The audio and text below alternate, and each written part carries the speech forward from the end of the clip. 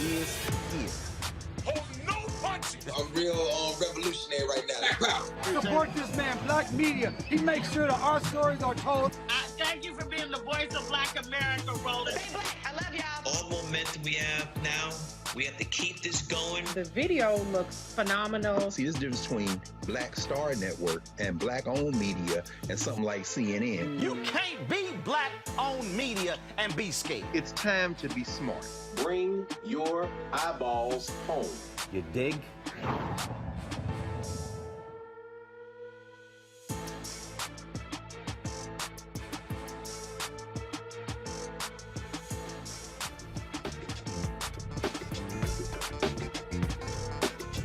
Today is Thursday, June 9th, 2022. Coming up on Roland Martin Unfiltered, streaming live on the Black Star Network. Breaking news out of Maryland.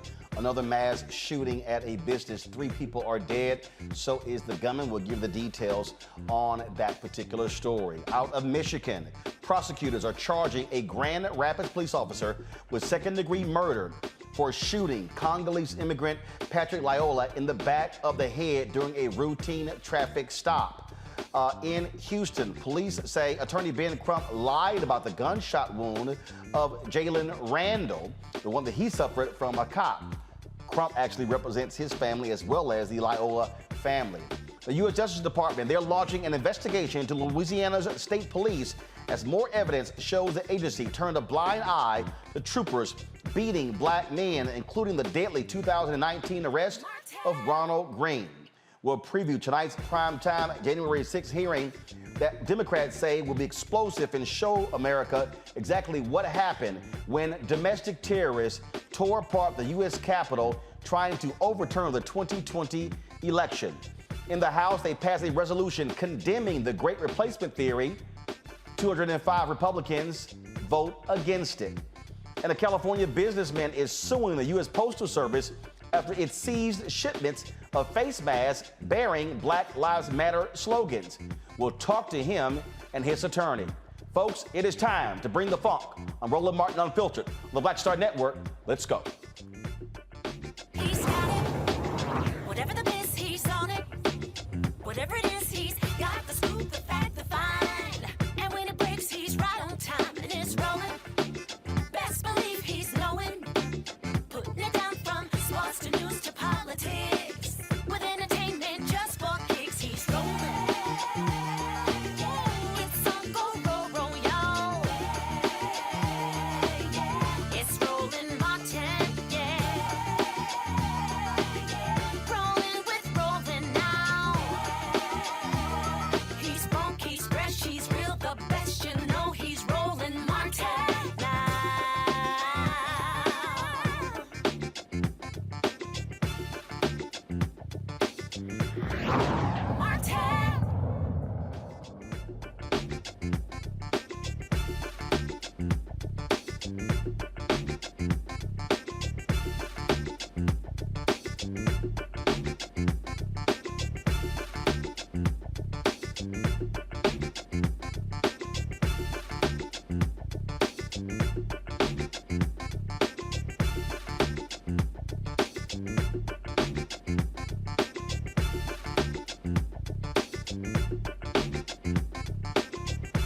All right, folks, breaking news out of Maryland where 3 people are dead, 1 person injured when a shooting took place at the Smithsburg manufacturing facility.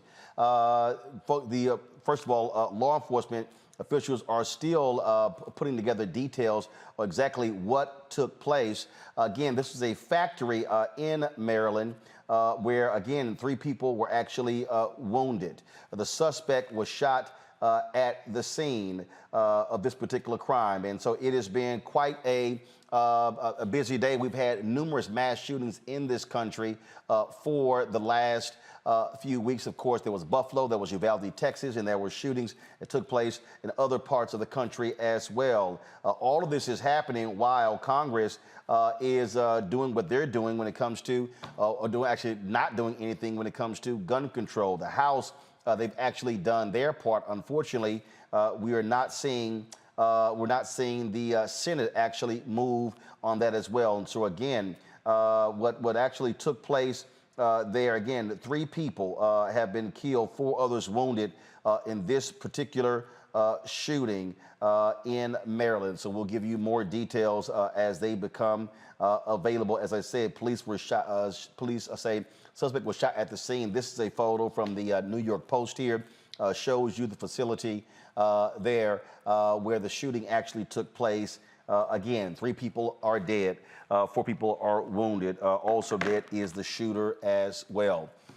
Folks, we continue to see lack of leadership in Congress when it comes to gun control, when it comes to legislation. What we're seeing is that we're seeing a failure of Republicans to stand up and do anything about guns in this country. Now, supposedly they are negotiating with Senator John Cornyn and others, but the reality is don't expect the Senate to take up the bill that was actually passed in the House. The House passed a bill that would raise the age to 21 to be able to purchase a gun. Now, Mitt Romney, a senator from Utah, he has actually come out and said that he is in favor of doing that. But remember, you still need those 60 votes in the Senate to get anything done, because you have 2 Democrats who will not end the filibuster. And so this is a story that is in Politico. Conservatives lay off Senate gun negotiations. They're sort of laying low, not blasting anything until they see what actually happens. Again, the House has already passed their particular bill, but the Senate is not expected to pass that particular bill. I want to bring up my panel right now to talk about this because, again, what we continue to see in this country, we're seeing a failure of leadership. Here's Dr. Larry Walker, assistant professor, University of Central Florida; Reese Colbert, founder of Black Women Views; and Dr. Greg Carr, Department of Afro-American Studies at Howard University. President Joe Biden was on Jimmy Kimmel's show where they talked for about 20 plus minutes. And this is what Biden had to say about whether he would use executive orders to deal with guns. There have been, 27 shootings at schools? I guess, just to get into it, why haven't we done anything about this? Well, I think a lot of it's intimidation by the NRA. And look, this is not your father's Republican Party. This is a MAGA party. It's a very different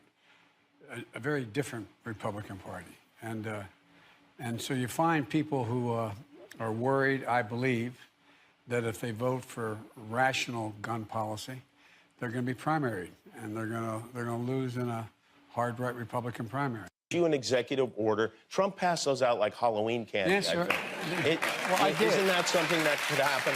Well, I have issued executive orders within the power of the presidency to be able to deal with everything having to do with guns, gun ownership, whether or not you have to have a waiting, all the things that are within my power.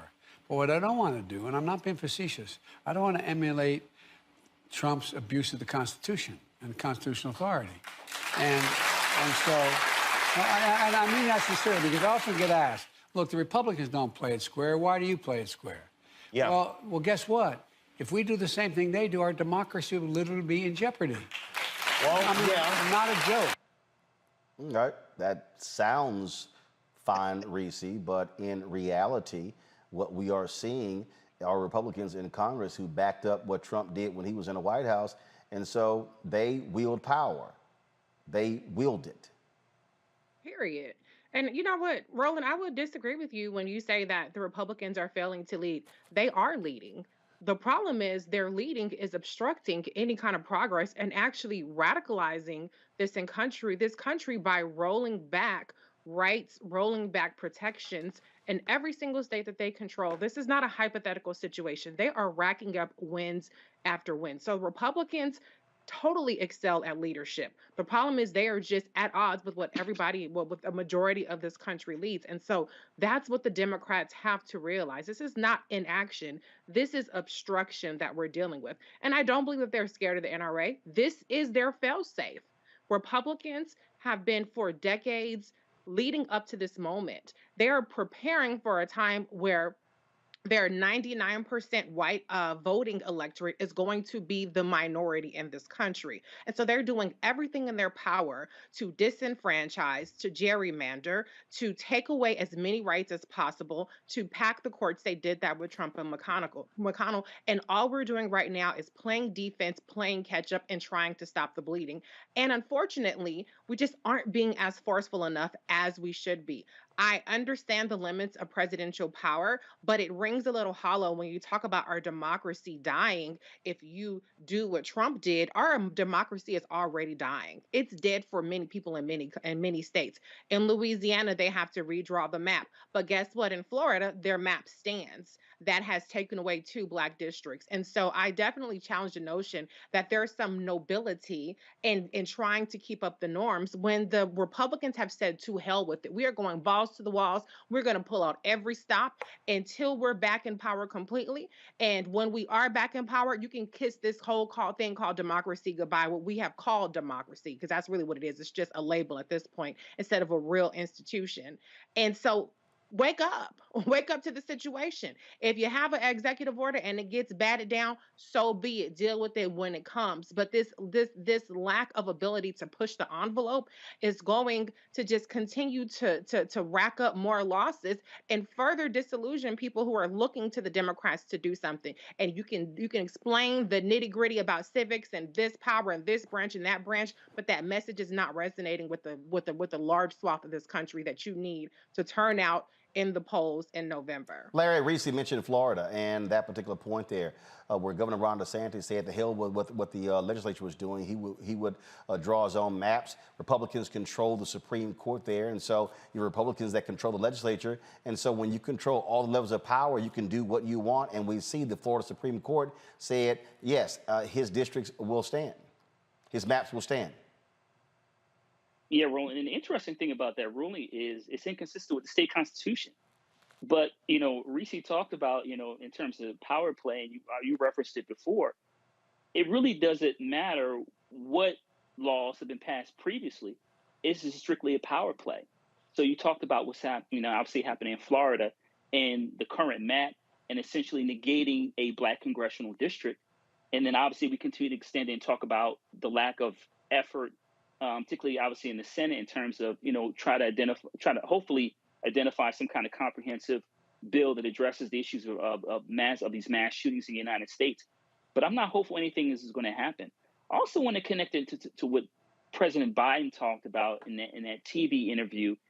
And I've said before about that he's often too nostalgic, and he needs to really put on some boots and really get to work enforcing folks to do the work that needs to be done. He talked about not trampling on the Constitution, and no one's asking him to do that. But what they want to do is since the beginning of his presidency, is more of a sense of urgency. And obviously, he gave a speech last week, which is important. But we really need to see the Congress members, not members of Congress, members of the Senate, hold their feet to the fire in terms of passing comprehensive gun reform. Because what we'll do, Roland, every week when we come together, we'll be having these conversations about these mass shootings. Obviously, the one you described in Maryland just happened within the last hour and a half or so. But this is tiring, and we need the work to get done. Also, let's remember that we have an election in November, and President Biden's poll numbers are in the tank. And we are likely to see a switch in the House, some changes in the Senate. So we really need to get something done, like I said a few minutes ago.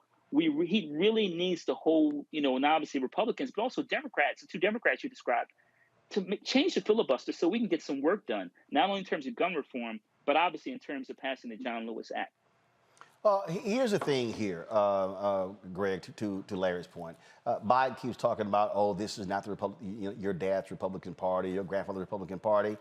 Guess what? You better be living in 2022. So, again, there's this hearkening back to what it used to be. That is gone. It is gone. I mean, it's sort of like when somebody's wife or husband leaves them, and you're like, yo, they ain't coming back. And you can sit there and flip through albums and look at pictures and old videos, but that life you had, that's gone. And so it seems that, Biden is still sort of hoping that something magical and mystical happens to where it returns. And even before Trump got there, the Freedom Caucus was there. Before that, the Tea Party was there. It ain't been that Republican Party when he was the vice president for Obama. So, bruh, that was 2009. It's been 13 years. You might want to wake the hell up. That's right. Yeah, and before all of them, the Spanish came. Before that, the English came. Before that, it was George Washington. In other words, there was never a time. We shouldn't be looking backward at all.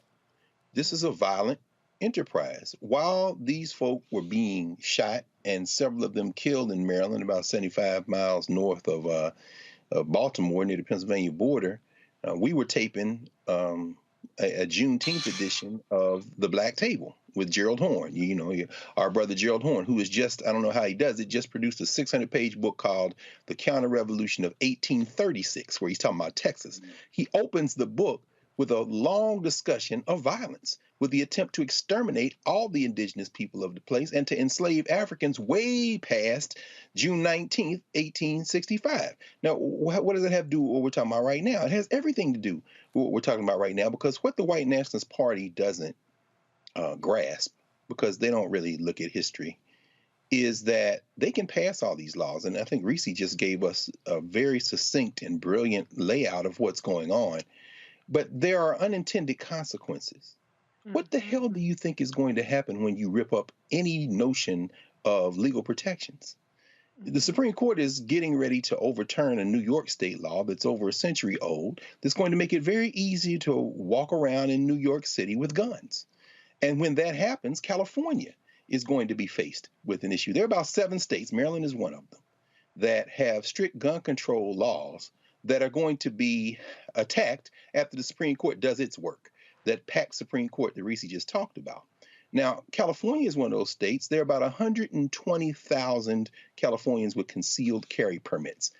But you know where most of those people are? San Bernardino, Shasta, Fresno, Orange, Sacramento, and Kern counties. And you got law enforcement officials there, because it's up to the discretion of law enforcement officials to give out those permits, who are handing out applications to people to apply. L.A. and L.A. County, which is about a quarter of the population of California, they have less than half of 1% of all the concealed carry permits. And there are two, according to a recent New York Times article, in the whole city of San Francisco. Now, what does that have to do with all what we're talking about? There's a culture of violence here. The culture of violence says exterminate anyone who doesn't look like you to protect whiteness. That is the history of Texas, and in many ways, the history of the whole criminal enterprise called the United States of America. When they consolidate power, and the White Nationalist Party has done that. I mean, we see that feckless ghoul out of Kentucky saying that you must protect Brett Kavanaugh at all costs. Damn those children in Uvalde. And, you know, hey, I'm very happy about that, because you see what is happening at this point is they think somehow that the rest of us respect the law more than they do. That is a tragic mistake. If no one else understands power in this country, it's Black Americans. So the minute you take away all of the barriers to prevent people from getting guns, guess who will then say, well, let me go get my gun? It ain't going to be them white people that already got them in them 5 counties in California I already talked about. It's going to be them cats that say, I don't know about politics, but all I know is I got to protect myself. I should say one other thing. I spent the morning with some students from Minneapolis and St. Paul, some high school students who are in town. And I had my mask on. And I asked them, is Minnesota safe? Because you were talking about, you know, Mayor Locke and George Floyd.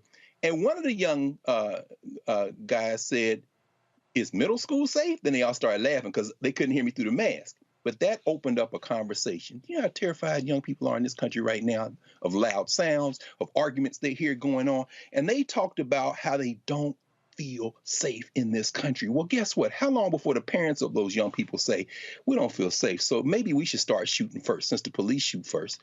Unintended consequences. You're not going to win what you think you win by ignoring the rest of us. Indeed. Folks, got to go to a break. We come back. We're going to talk about the case out of Michigan where a cop being charged with second-degree murder. He's already turned himself into authorities. That and more on Roland Martin Unfiltered. Folks, download the Black Star Network app, available on all platforms: Apple phone, Android phone, Apple TV, Android TV, Roku, Amazon Fire TV, Xbox One, Samsung Smart TV. Also, please join our Bring the Funk fan club. With every dollar you give goes to support our show.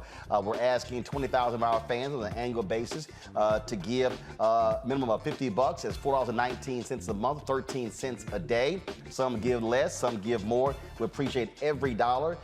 Checks and money orders can go to P.O. Box 57196, Washington, D.C. 20037-0196. Cash App is $RM Unfiltered. PayPal is R Martin Unfiltered. Venmo is RM Unfiltered. And of course, Zelle is RolandSMartin.com, Roland at RolandMartinUnfiltered.com. Let me shout out Ann Williams, David, Ronald Pierce, Lazelle Thomas Connors, Cordell, Angie, also known as Mocha Mima, and William Smith, Donald Rush, Donald White, Linrita Farmer, for Jeffrey Carter and Zelma Hale for their contributions to our Bring the Funk fan club. We'll be right back.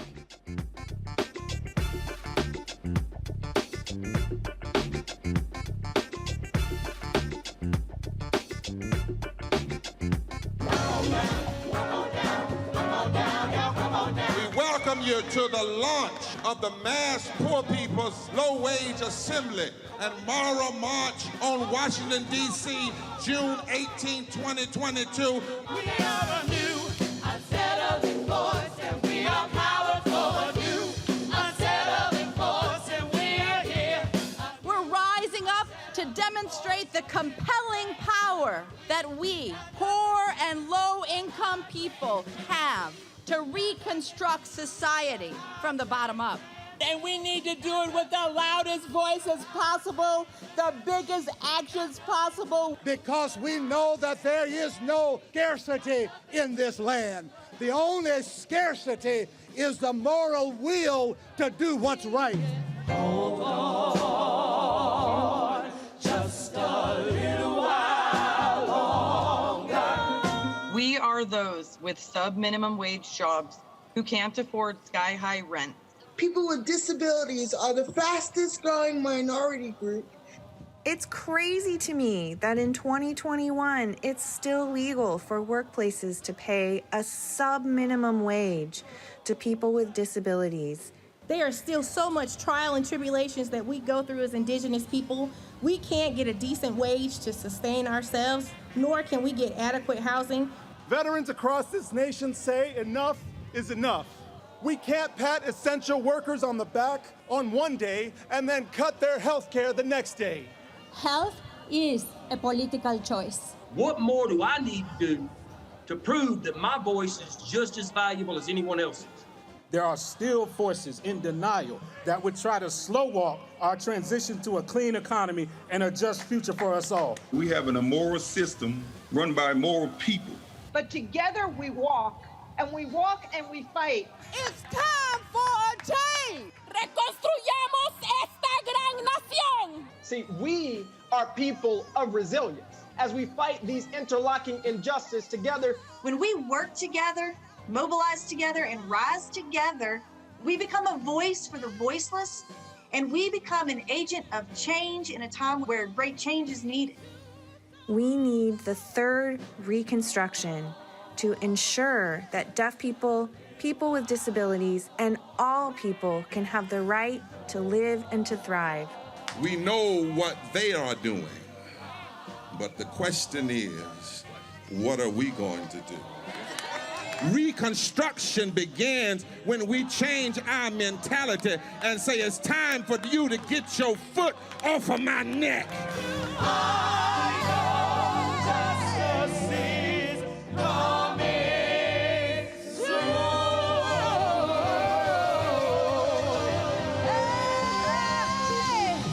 Black TV does matter, dang it. Hey, what's up, y'all? It's your boy Jacob Lattimore, and you're now watching Roland Martin right now. Yee.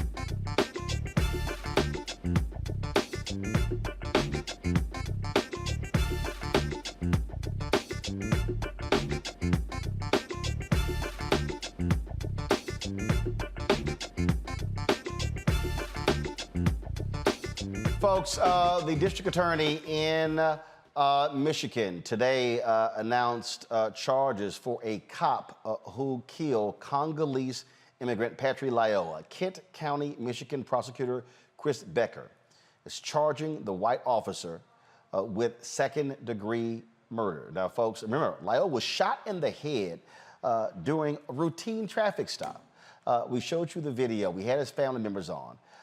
And again, that was a scuffle there when Lyoya tried to step away. This took place in April. The prosecutor announced the charges today against Grand Rapids officer Christopher Schur, weeks after this took place. Detective Sergeant Aaron Tubergen really did an excellent job.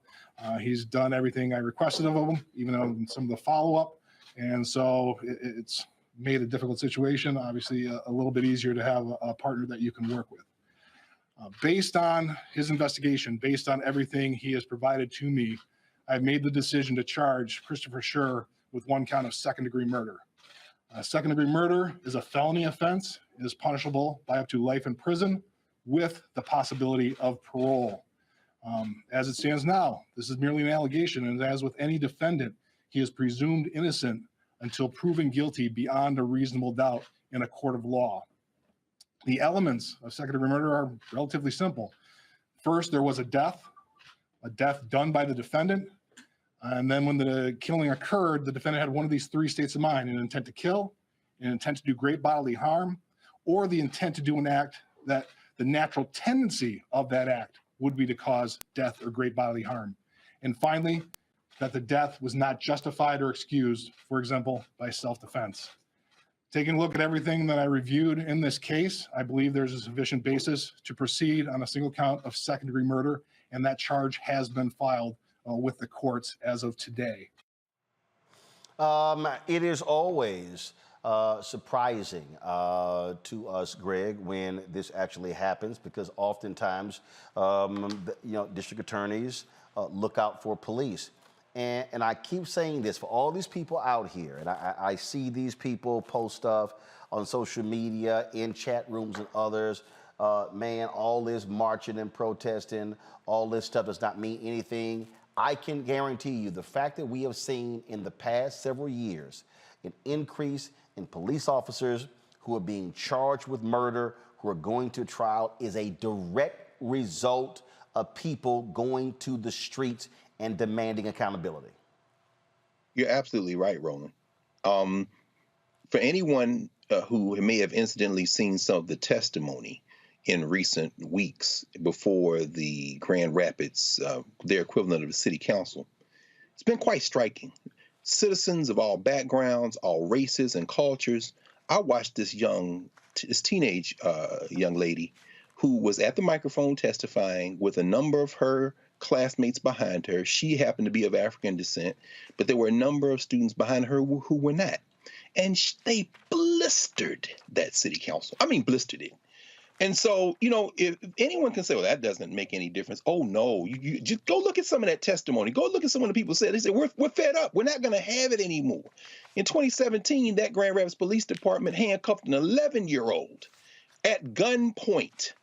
Later on, they had 5 teenagers at gunpoint as well during that same year. And in 2020, they somebody shot a protester. One of the cops, patrollers, shot a protester in the face with a gas canister. Now, is that outlying behavior? No, the patrollers have license to kill, and they will hunt.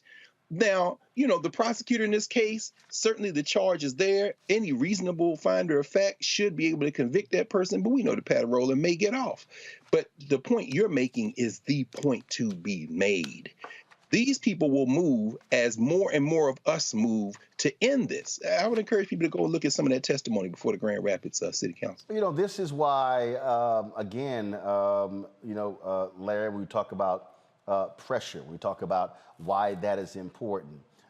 It was very interesting seeing this here where you had, Kevin McCarthy on the floor of the U.S. House yelling and screaming for Democrats to do something about a bill that Senator John Cornyn put forth dealing with security for U.S. Supreme Court justices. And The thing that I found to be interesting was you're demanding people move now, but you had no sense of urgency to protect citizens from cops with the George Floyd Justice Act. You're demanding people move now to provide security for 9 Supreme Court justices, but you're blocking gun legislation. And so I'm gonna play this and I want you to comment on that. Listen to this, y'all. Let me see, let me go ahead and get this reconnected. Because it's just been so striking listening to these folks. Go ahead, now you should play it now. House Democrats are leaving. Today they want to leave for a long weekend. They gave tomorrow back. I spoke to the majority leader this morning. I told him nobody on this side would object. A unanimous consent. He could run that bill on the floor right now and send it to the president so we could protect the Supreme Court. How many times do they have to be threatened? How many people have to be arrested with a gun outside their home? What would have happened had he not called 9/11? He didn't just have a gun, he had zip ties. But somehow you want to leave. This bill could be on the president's desk right now. And so could the George Floyd Justice Act had House Republicans not voted against it, had the Senate not blocked it. So let's give him an Oscar, because it's just performance. Listen, when black folks were killed in Buffalo, I didn't see McCarthy go to the House floor and demand that we do something about the white supremacists that killed all those black folks, comprehensive gun reform. In fact, most Republicans voted against, all but one Republican voted against the bill to deal with domestic terrorism that was passed after the Buffalo shooting, including Kevin McCarthy. And that's the message, right? We care about Supreme Court justices, but we don't care about the lives of children killed in Texas, of black folks killed in Buffalo. So we see where the priorities lie. Yes, obviously, I understand the importance of raising the concerns regarding the Supreme Court justices, but the bottom line is, Roland, we just had another mass shooting today in Maryland. So what is McCarthy prepared to do about the lives throughout the United States that have been impacted by gun violence? Obviously, not just mass shootings, but we see other elements of violence, gun violence in communities throughout the United States. What's the plan? This is all showboating, because obviously, like you said, Roland, when it came to Republicans having the opportunity to highlight that white supremacy is not something they believe in or support, they didn't do it. When they had an opportunity to support comprehensive gun reform, they didn't do it. So once again, we see where the priorities lie for not only McCarthy, but the Republican Party. But we need, once again, this is why it's important to continue to apply pressure from voters to make sure that folks wake up and realize that if we don't force the Republican Party to change their perspective on guns and violence in the United States, that we'll continue to see photos of children, of various people from various backgrounds being slaughtered. And then it will continue over and over again. And I am certainly, as one person, tired of seeing these montages of lives lost. And this is why, Reese, they must be confronted at every turn. This is why I believe that the families of people killed by police should call for their own White House meeting, and should call on President Biden to tell Senator Tim Scott and Senator Lindsey Graham and Mitch McConnell and Republican leadership to meet him there and look them folks in the eye and explain why they have not moved on the George Floyd Justice Act. And here's the whole piece. I perfectly agree with security for public officials, whether they're Supreme Court justices or leadership of the House and Senate and the White House. But how about you have the same vigor to protect American people? Well, they won't have the same vigor, because what they want to do is insulate themselves from the radical lurch that the Supreme Court in particular is pushing this country forward. I mean, Justice Sotomayor, in her dissent on a case that was Supreme Court ruling that came out, I believe it was yesterday, talked about how the right-wing court is remaking itself and remaking America to the point to where border agents can go in without a warrant and beat the shit out of people, and you can't sue them. You have no recourse about it. And so what Republicans understand, like Kevin McCarthy understand, the urgency they have around this is the fact that the Supreme Court is sitting on a lot of very radical decisions that they haven't released yet because the PR from it will look horrible to say that you don't have to have concealed carry permits when kids are being slaughtered in schools. And when you're basically undoing any kind of protections that even the states can impose on their own citizens, the Supreme Court is embarrassed, but they're not shamed enough to ever do the right thing. And so that's what the urgency is about here. But guess what? When you don't want to protect people around the border within 100 miles of a border, which is, I believe, 60% of the population, was what I read. When you don't want to protect Black people from getting killed by the police, when you don't want to protect children from being slaughtered in schools and elders from shopping in grocery stores, then you can go to hell in a handbasket. You can be in the same boat as the rest of us. So I'm not for violence against Supreme Court justices.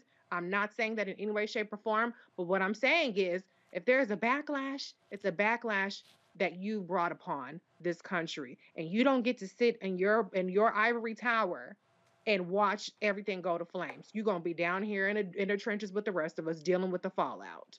Folks, that particular police officer, as I said, turned himself into authorities. He is set to be arraigned tomorrow. Second-degree felony murder is an offense punishable by up to life in prison without the possibility of parole. And so we'll certainly see what happens next. Now, Ben Crump is representing the family in that case. Now the Houston police chief is calling out Ben Crump, who is representing the family of Jalen Randle, who was shot and killed by cops there. The chief says that Crump made false claims regarding the death of Randle. Chief Troy Finner said the official autopsy results are pending, but preliminary results indicate there was one gunshot wound to the front of Randle's neck. Here's a statement that they released about the independent autopsy results being released by Crump. And then the chief says, this afternoon, I met with several community leaders to brief them on false information being released regarding the fatal incident involving Mr. Randle. We respect and understand emotions and pain that families who have lost loved ones go through during these investigations. Having said that, the family attorney, Mr. Ben Crump, who I respect as an advocate for justice, is claiming Mr. Randle was shot in the back of the head. This is a false statement. To publicly make such a false claim is irresponsible. While official autopsy results are pending, preliminary results indicate there was one gunshot wound to the front of Mr. Randle's neck. Mr. Crump and his team have publicly stated and used a diagram to indicate the gunshot wound was to the back of Mr. Randle's neck. While this is only one component of a comprehensive investigation, it is necessary to correct the misinformation.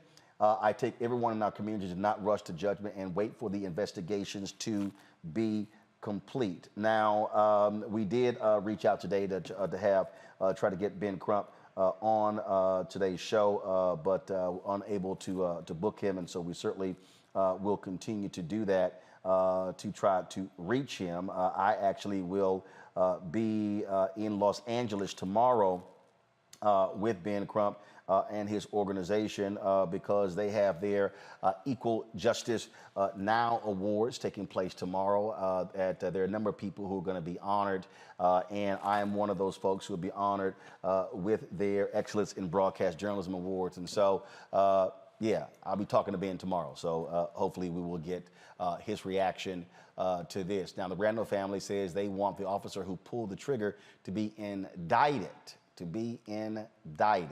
Now, this is also the statement that the Randles released. Shortly after Jalen was killed, we spoke directly to emergency medical professionals who told us that Jalen was shot in the back of the neck. Randle parents said in the statement, the funeral home director told us specifically that there was no bullet wound in the front of the neck, only the back. As a family, we have been trying to find peace since Jalen was killed.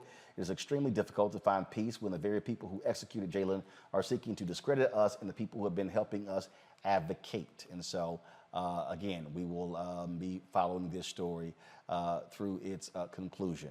All right, folks, got to go to a break. We come back. The Department of Justice, they are launching an investigation into the Louisiana State Police for their actions when it comes to the killing of black men, including Ronald Greene. We'll tell you that and show you some of that news conference today by the Department of Justice's Civil Rights Division. Again, folks, if you're watching on Facebook and YouTube, hit that like button. We want to easily pass 1,000 likes. Also, we want you to download our app. Our goal is to get 50,000 downloads. We want to hit 100,000 downloads by the end of the year. And so this is our ability to control our own destiny. I keep telling you, it's one thing for us to stream this show on YouTube or Facebook or Twitch or on Instagram, but it's different when we actually own the product ourselves. And so that's really what our goal is in building up the Black Star Network. And so, of course, you can download it on all devices: Apple phone, Android phone, Apple TV, Android TV, Roku, Amazon Fire TV, Xbox One, Samsung Smart TV. If you want to support us with our Bring the Funk fan club, you can do so. Check and money orders to P.O. Box 57196, Washington, D.C. 20037-0196. Cash App is $RM Unfiltered. PayPal is R Martin Unfiltered. Venmo is RM Unfiltered. Zelle is Roland@RolandSMartin.com. Roland@RolandMartinUnfiltered.com. Let me shout out to folks who did send checks in. Payne Thomas, we certainly appreciate it. Donald Nash Jr., thank you so very much. Let me also thank here Melanie Tittle. She actually sends us a check every single month from her bank account. So Melody, I appreciate that. We have Baron Harper. Baron put on his check parentheses, truth be told. So Baron, we appreciate that as well. George Daniels, thank you so very much. JB Bond, we appreciate your check as well. Let's see here. Merle Lucky, thank you so very much for your cashier's check. Thomas Lee Shearer Jr., thank you so very much. Deborah Morris Ralph, we appreciate that as well. And then Dora Savarin. Dora, I appreciate it as well. I'm going to read some of your cards in the next break. Folks, thanks a bunch. We'll be right back on Roland Martin Unfiltered on the Black Star Network.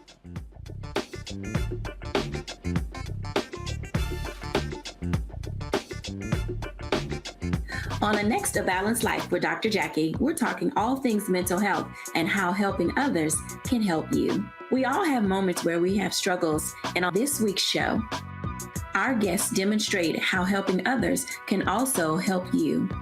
Why you should never stop giving and serving others on a next A Balanced Life here on Black Star Network.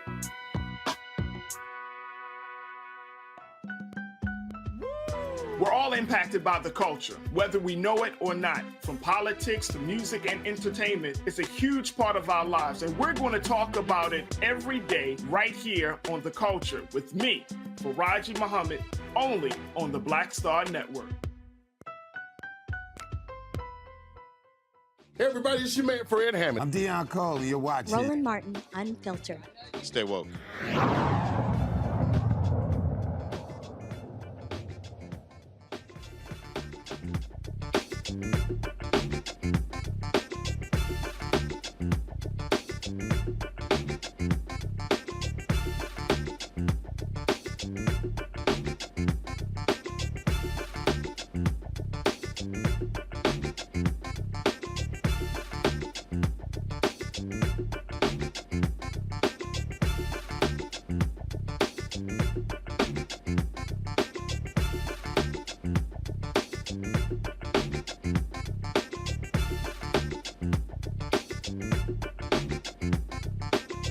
All right, the U.S. Justice Department Civil Rights Division, they're opening a sweeping civil rights investigation into the Louisiana State Police. Assistant Attorney General Kristen Clark made the announcement earlier this morning. There are other reports of unwarranted force after pursuits involving the use of tasers and blows to the head. Our investigation will be thorough and comprehensive.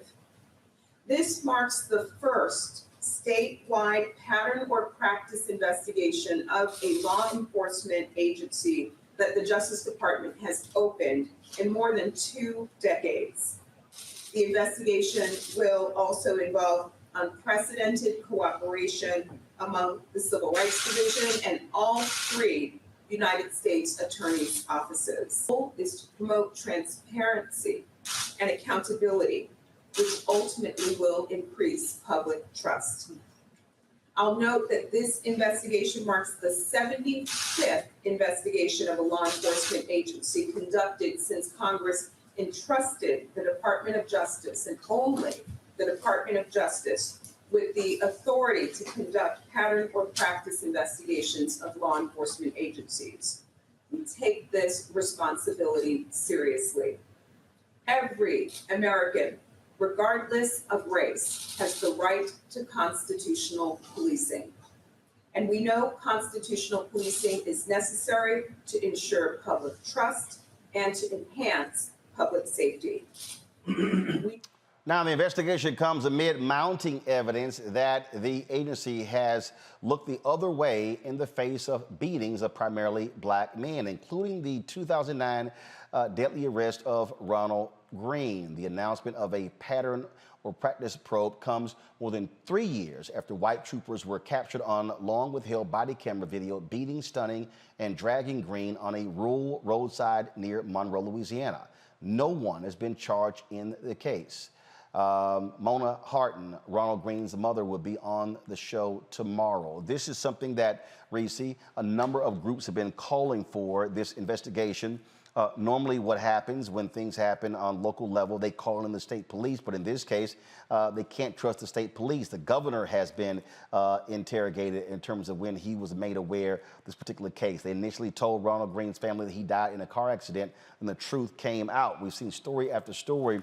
But again, let me say why elections matter for all the people out there who keep posting nonsensical stuff saying, oh, black people have not gotten this and Biden has not done that. Let me remind everybody who runs their mouth, who listens to idiotic people on social media, who were saying that Biden is the same as Donald Trump.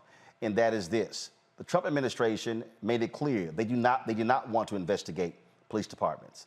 They made it clear they did not want to look into them because they said it was hurting the morale of police. And you have seen more and more examples coming out of the Civil Rights Division, now led by Kristen Clark, of this administration holding correctional officers, holding police departments accountable, and holding individuals who commit hate crimes. We've seen people who have been charged, folks who have been convicted. And so the reality is this: there's no doubt in my mind that if a Republican president was sitting in the White House, you would not have this announcement today. Oh, 100%. So shout out to Kristen Clark. She's been doing a really phenomenal job. And, you know, I remember a lot of these representation doesn't matter kind of debates people had, people, whether it was white progressives or black people aligned with the white progressives. But I think Kristen Clark is a prime example of why it matters that we have somebody like us who's for us and by us in this position. This is the actual 5th pattern and practice investigation that's been launched by the Department of Justice. They are doing one on Minneapolis. They've launched one on Phoenix, Mount Vernon, New York, Louisville, and now we have Louisiana. And the thing that's really rare about this is the first statewide pattern and practice investigation in over 2 decades. So this is not something that's very common, and you know that happened that. Looks like Reese froze. Reese, you still there? Yeah, can you hear me now? Now we got you. Go ahead. You froze there. Go ahead. Yeah. Okay. Yeah. So yeah, I was saying that this is the first time they're doing a statewide investigation in 2 decades. All right, we're having some issues with Reese's connection. Let me go to Larry. Listen, Roland, I was in Baltimore after Freddie Gray's murder, and obviously they had the pattern of practice investigative probe, and eventually signed a decree with the city of Baltimore. And I think one of the things in terms of why these investigations are important is they found, in terms of their investigation, that, you know, black men in Baltimore City were being stopped repeatedly and not found to have anything, you know, that was illegal. So if anything else, and like I said, I know there have been conversations about how effective these, you know, if there's a consent decree to sign, how effective they are. But I think these investigations are important because it identifies corruption, hopefully roots it out, and it will force the state of Louisiana to make changes. It shouldn't take several years after we have clear video of a black man being lynched on a highway for them to do anything about it. So I congratulate DOJ from doing this. And as you highlighted, Roland, they've been consistent in terms of investigating, various jurisdictions that are obviously not doing what they're supposed to do in terms of making sure the civil rights of citizens are being met. And once again, I think this is important. I think they should continue to do this and hold people responsible, because once again, it's tiring to consistently see black people being killed on roadsides or anywhere else. And we have to finally do something about it. So these probes are really important. Once again, it'll provide a lot of statistics about how black folks are disproportionately stopped in Louisiana. I found that black people make up about a third of the population, but they're more than twice likely to be stopped or being engaged in some kind of assault by police officers. And that's ridiculous. So I'm glad, like I said, this probe is going to be conducted, and hopefully they'll get to the bottom of this issue. And Greg, keep in mind what you heard Larry just say there. It was the Trump administration, when they came in, Jeff Sessions, they wanted to get rid of that consent decree in Baltimore. And it was Baltimore that fought for it, and the federal judge said, absolutely not, we're moving forward. And so, again, for the people out there who say, oh, this is no big deal, no, it is something that is important, because for all of these people who say that, guess what? You ain't speaking for Ronald Greene's mama. You're not speaking for the people in these cities, in Louisville, Breonna Taylor's mother or her relatives. And so it amazes me when I listen to these people who say, oh, this is nothing, this is performative. Well, you ain't got a loved one who's been gunned down and the cops lied to you. So I don't really give a damn what you have to think. Well, let's say it is performative. Let's say it is performative. The video you showed with our sister Kristen Clark there, flanked by those three brothers, if we certainly don't see what the optics are, guess who does? Every white nationalist in this country. You see, Merrick Garland is an underwhelming attorney general. But in this case, what we're seeing here, look at those black people standing there. Now, see, those black people have the added benefit of being something that in this country is far too rare. They are, what's the word? Oh, yeah, the law. Do you know how much fear this is exactly what white nationalists have been fighting against since they started this criminal enterprise? Now, in the case of Louisiana, you're absolutely right, Roland. You're not Larry Bowman, who got hit 18 times with a flashlight by this cop, Jacob Brown, who has tallied 23 use of force violations for Louisiana State Police since 2015, 19 of which have been black people. So, on the ground, it makes a big difference. Now, it's funny, we just passed Prince's birthday this week. So he would have been 64. And we all remember when Prince came to Baltimore, performed his song Baltimore in the wake of what happened to Freddie Gray and the uprising that took place there. And we all went up to Baltimore. And I know we will never forget seeing every kind of police vehicle, tanks, horses on the damn freeway. Where did all these damn police come from? But you know what they faced? They met thousands, tens of thousands of people in the streets of Baltimore that said enough is enough. So, at the end of the day, none of the societal problems we have are going to be solved overnight. And this is a long distance struggle. It isn't one election cycle. It isn't one protest. It isn't one anything. It is a long distance struggle. And as we'll see tonight with the January 6th Commission, this country suffers too many times from amnesia. And what the White Nationalist Party has done, they've decided we're not even trying to convince anybody. We are going to cape. Reese framed it beautifully at the beginning of the show. We're going to cape for what we cape for and damn the rest. Now it's up to the rest of us to decide, okay, we're going to stop talking to y'all too. It's time to overwhelm you now. And this is just another step in that direction. It is. And so, folks, again, what we just continue to see, folks, is just the kind of behavior that is consistent by police departments around this country continues. And then you have those people who say the George Floyd Justice Act isn't important. This is why.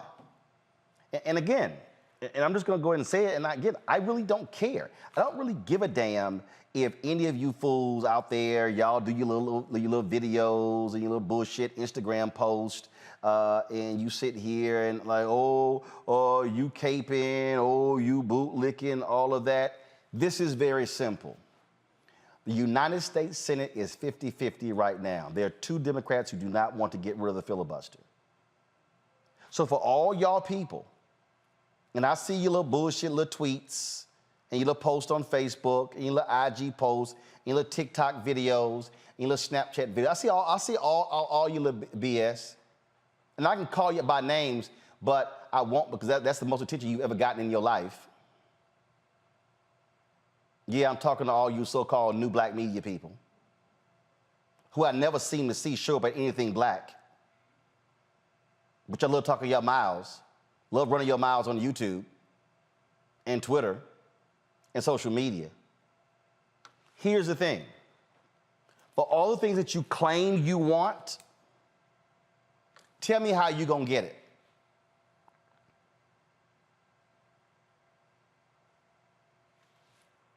I'll wait. Tell me exactly how you're going to get the things that you claim that you want if you do not change the very people who are in place. Dallas Mayor Ron Kirk later became trade representative for President Barack Obama.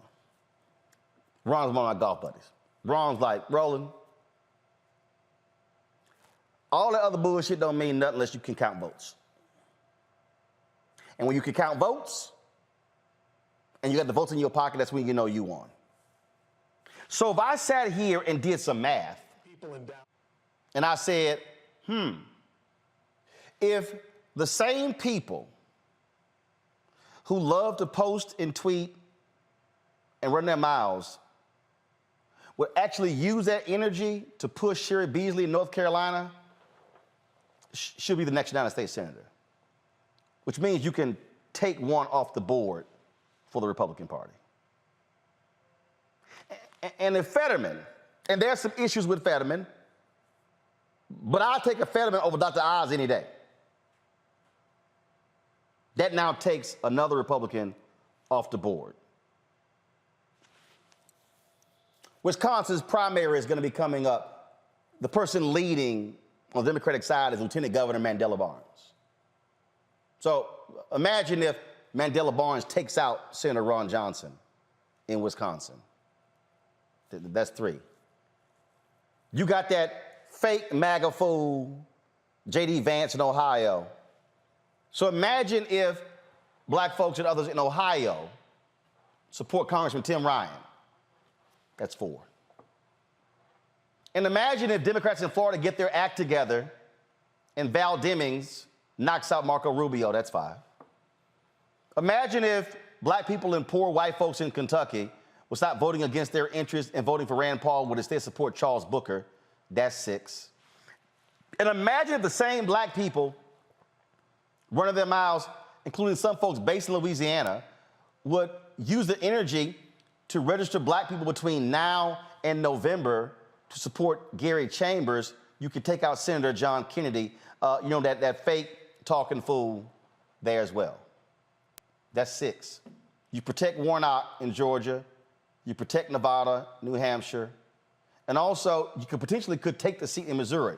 What I'm laying out is, if folk actually put the work in, the Senate could potentially look like 56-44, 57-43, 58-42, 59-41, dim to Republican. Now, Manchin and Sinema don't control the show. But some folk out there love to tweet about what folk not doing, what they should be doing, and who licking boots, and who doing that. And you know what's going to happen? They're going to be the same people posting and tweeting if Republicans control the House and the Senate. They're going to be the same ones saying, oh, look at this here, we cause Democrats to lose. Now what they're going to do, and while the Republican Party is running a train on you, Yes, I said that for a reason. While they running a train on America, you're going to be sitting your happy ass there on social media saying, see, look what I told you. All the while, get nothing that you claim you want. But go ahead and play around with that America. Because, see, I can already pull the story up and show you how the Republican Party, they are already planning. Y'all think I'm lying? This is a Politico right here, y'all. They are already planning. Look right here. Look, let me pull it up. I'm gonna show you this here. Just in case y'all think I'm lying. Just in case y'all think I'm lying. They already planning what investigations they're going to launch when they take control in 2023. Y'all, they're already planning it. They're going to give Marjorie Taylor Greene her committees back if they take over and she wins in Georgia. They're going to fully endorse and support these white supremacists. But y'all go right around and keep playing. Go right ahead, keep playing. And then rerun this video. Then when I say hashtag, we tried to tell you. Because we're trying to tell you right now. But as they say, fuck around and find out. Maybe you understand that language more than anything else. You're watching Roland Martin Unfiltered on the Black Star Network.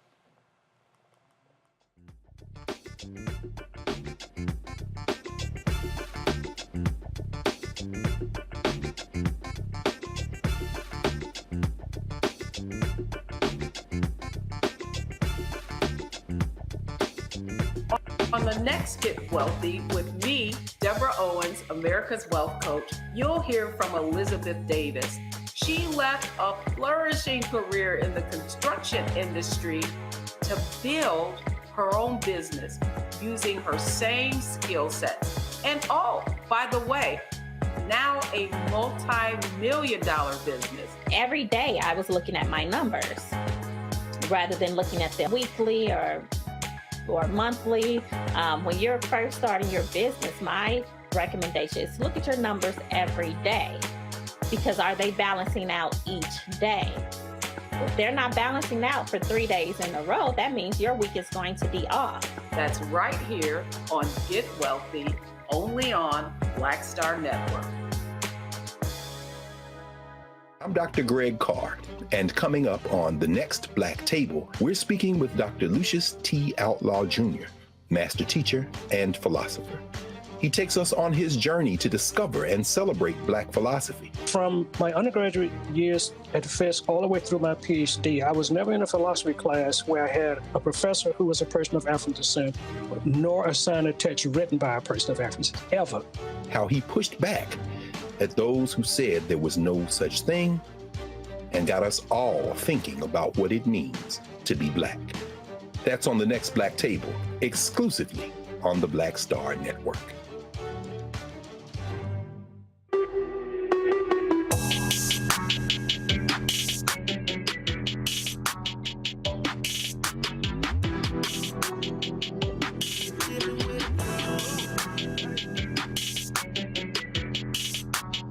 Hey fam, Patrol Grooming is a men's grooming company that delivers on their promise every day to men everywhere. Everything we do, every product we make is designed to help you present your best self. It's a promise they've kept since 1991 when they first introduced the Bump Patrol brand, the #1 men's product for a smooth, bump-free shave and silky skin.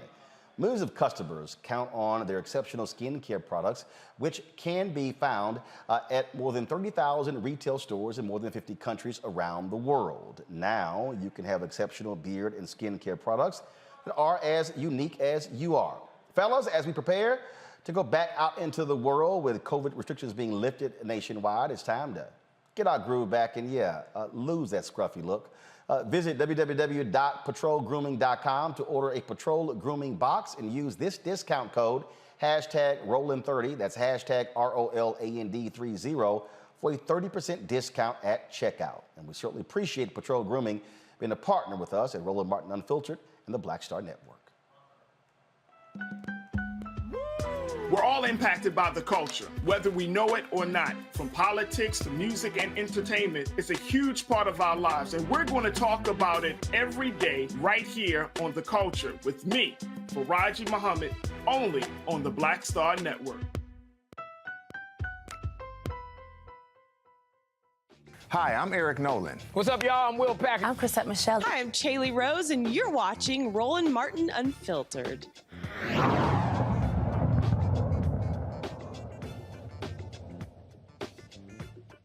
Out there. And we are listening to Trump. You're a boss. It's sad. It's sad.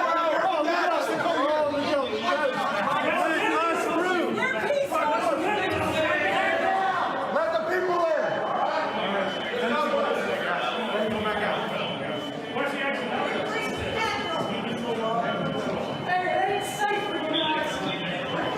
We love you guys. Take it easy. It's an 11-month investigation with the American people.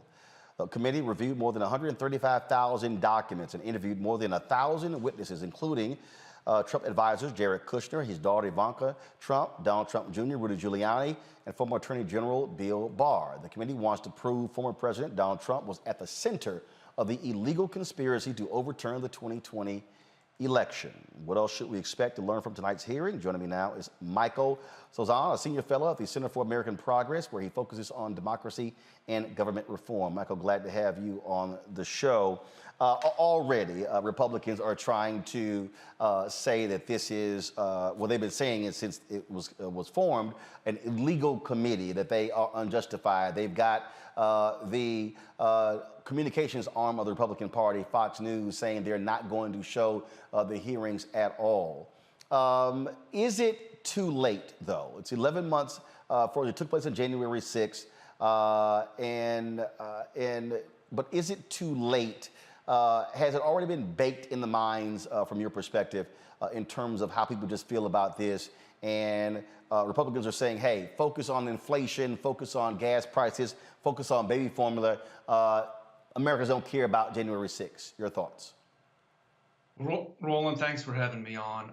No, I don't think it's too late at all. I think that, of course, it's taken a while for the committee to really dig in and do its investigation. You threw out some really good figures there about, those figures show how deeply this committee has been doing its work. It's had the key staffers on the committee themselves used to be former prosecutors. So they've been taking their time to uncover as many facts as possible. And they're going to start weaving the facts together for America tonight. And I think that the majority of Americans are going to go into watching these hearings with an open mind. They're going to want to see how the facts come together. They're going to want to connect the dots. And then they're going to want some accountability. Now, of course, as we know, a big portion of this country, 30 or 40%, maybe the Fox News followers, are largely shut off to this.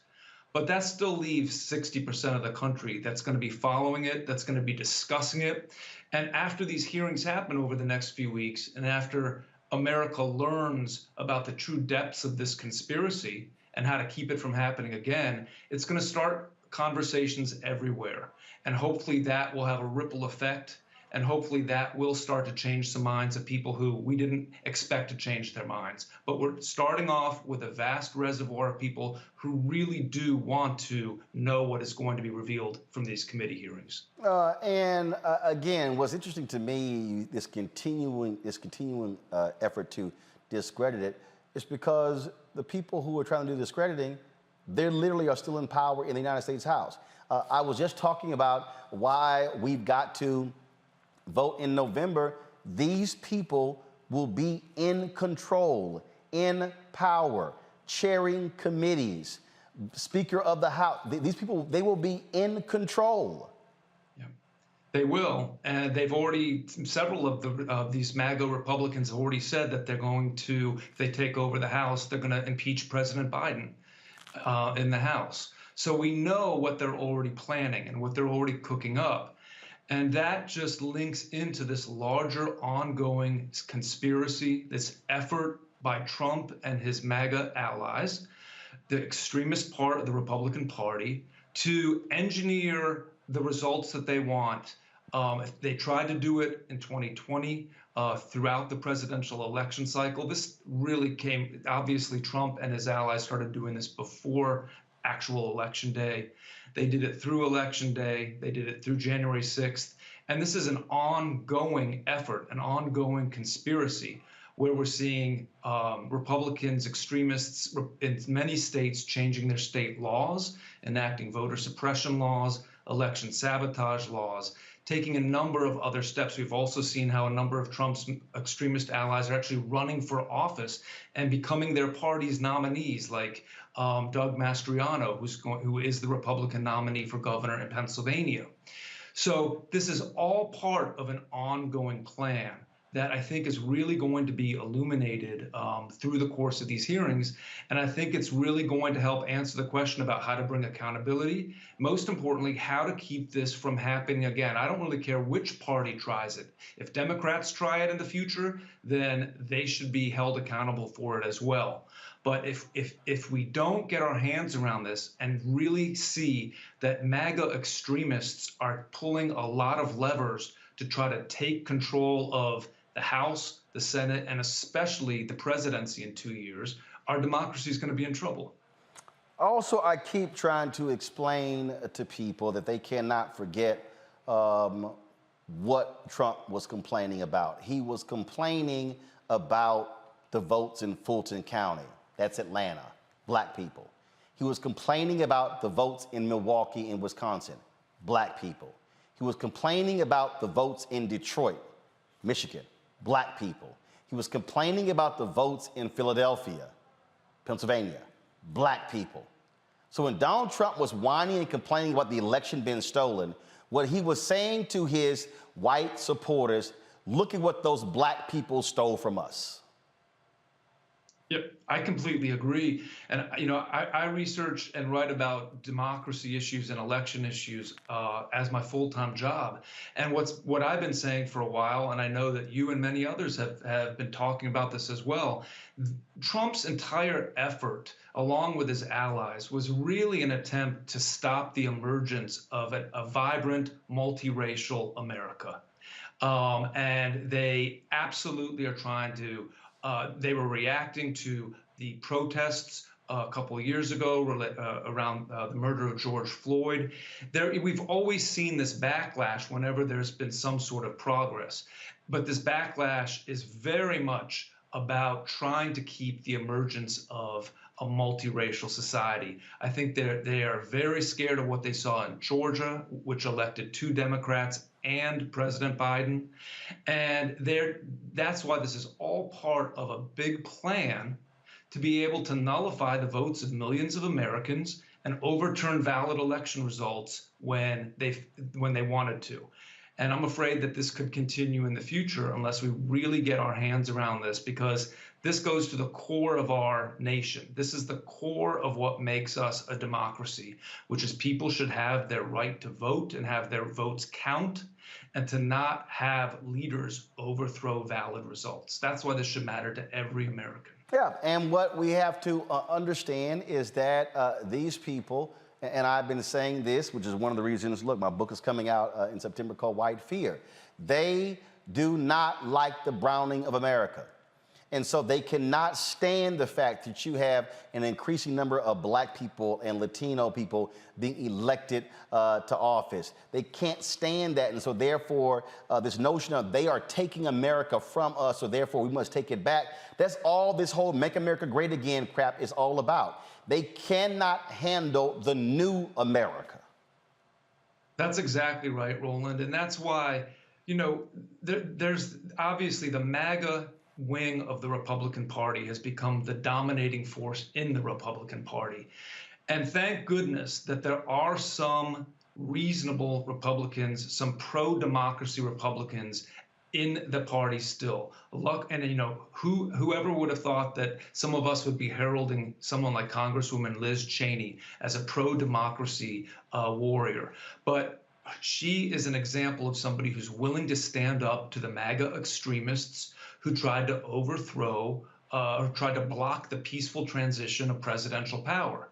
And I feel like there's got to be some sort of alliance amongst progressives and independents and pro-democracy, reasonable Republicans who are not part of the MAGA faction.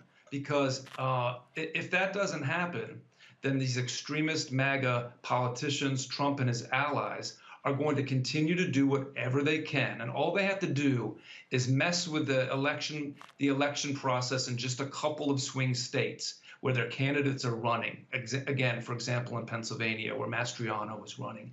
All they have to do is put in some secretaries of state who oversee the elections inside of states and throw some of the elections towards Trump or the Republican nominee's way. And that's why these hearings are going to be so valuable, because it's going to shine a very bright light on those sorts of tactics. And I predict and hope that Americans are going to rise up and say, this can never happen again.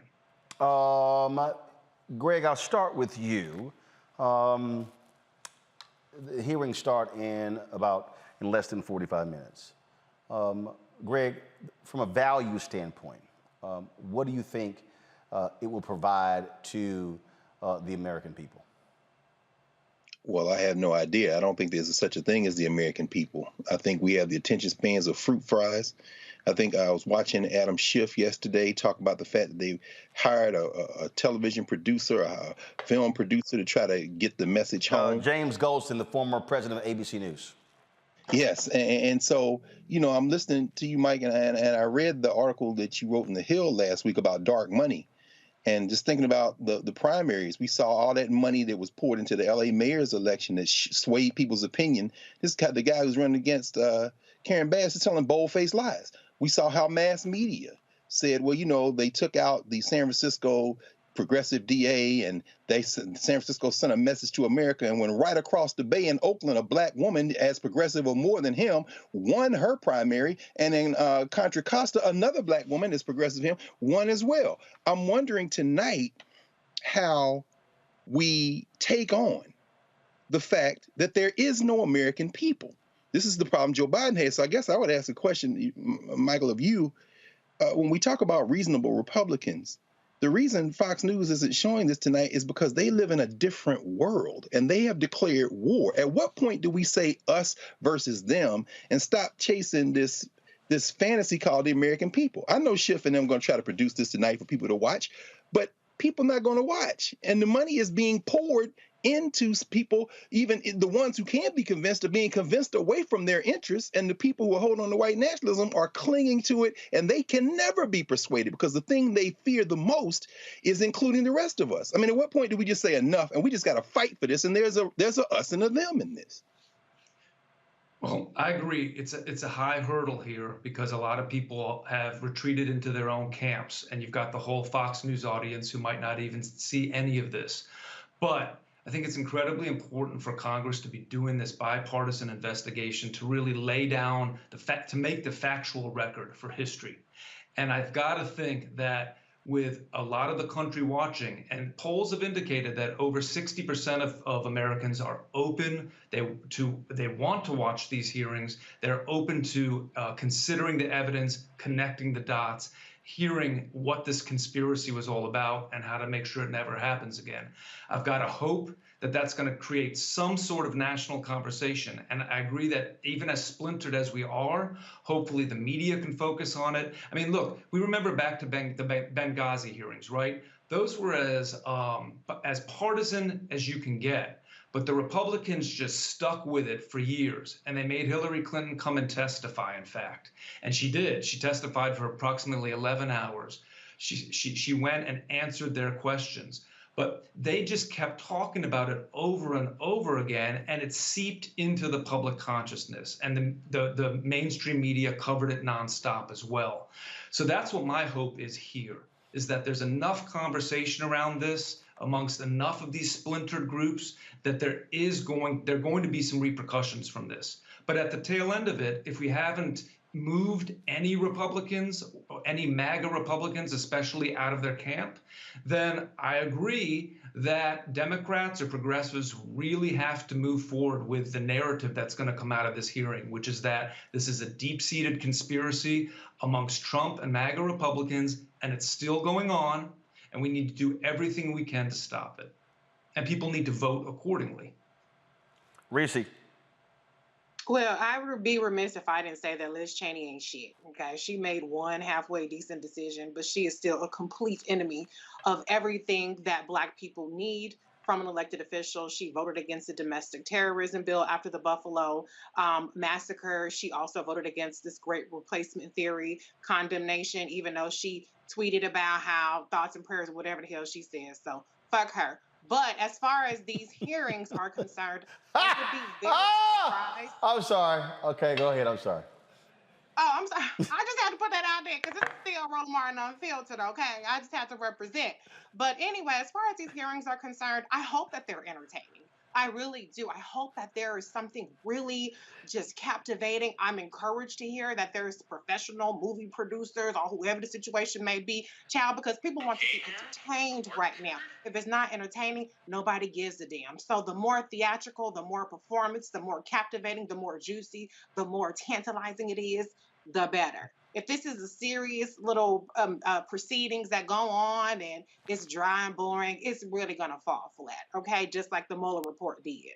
So the bottom line is where the attention span of this country is right now, the Democrats have a very high bar to clear. Fox News folks ain't watching it. OAN people ain't watching. We ain't going to get no MAGA Republicans. But if we do get people to recognize the severity, as your guest pointed out, of the Secretary of State's elections that are coming up, of the way that there have been people who are forging electors, trying to put forward forged electors for Donald Trump, and how much is at stake going forward, not just in 2024, but in these midterms, maybe then some good will come out of it. But the reality is that anything as appalling and shocking as anything that's going to shock and appall us is a feature, not a bug for the Republicans. It is a blueprint for them. And I highly doubt that they will be less emboldened to try this the next time. All right. You want to follow that up? Well, again, I agree with so many of those comments, and I think that this is going to be a high hurdle to change minds of MAGA Republicans. That's not going to happen. But I just really feel that these, hopefully, as you said, these hearings are going to be well produced. They're going to be gripping. They're going to cause conversation. They're going to allow Congress to create a record for history about these things, about these crimes, this conspiracy. And I think that will all be helpful, even if it's at the margins. It's important to do, and it's important also to get accountability. If this can help put pressure on Merrick Garland and the Department of Justice to bring charges against people, maybe even Donald Trump, that's another beneficial aspect that could come out of it. So I'm going to stay optimistic right now, but still absolutely know about the high hurdles that exist in front of us. Larry. Yeah, Roland, I think one of the things we have to do is acknowledge all the work of Chairman Thompson from his years, decades ago as alderman in Mississippi to today. He was the right person to put in charge of the committee. But the other thing I want to highlight is kind of what Reese talked about in terms of of Americans. I think that this way it's playing on national television at night. It reminds me a lot of these reality TV shows. And one of the things I worry about with Americans is that if there's no twist or turn or kind of definitive moment where they're shocked, that it will fall on deaf ears. So I'm really curious to see how this plays out tonight. Like many Americans, I have no idea how this is going to go, but I'm assuming there's going to be at least one significant moment where the committee shares some information that Americans didn't know about, particularly as it relates to President Trump. But it is a tall task, and it will be interesting to watch. And I agree. I think there are going to be some twists and turns in there. I think there's going to be some very compelling witnesses along the way. They've looked at 140,000 documents and interviewed 1,000 people. There are going to be some things revealed that we don't know, and hopefully the committee will piece it together in a way that is absolutely compelling for the American people. All right, then. Michael Sozan with the Center for American Progress. We appreciate it. Thanks a lot. Thank you. All right, folks. A Michigan Republican gubernatorial candidate faces several misdemeanor charges for his role in the January 6th insurrection. Ryan Kelly, an ardent defender of Donald Trump, was arrested today in western Michigan. Kelly's participation in the insurrection is documented with photos of him in a baseball cap trying to rally the pro-Trump crowd. He is one of 5 candidates on the August 2nd Republican primary ballot. The winner will face Democratic Governor Gretchen Whitmer in November.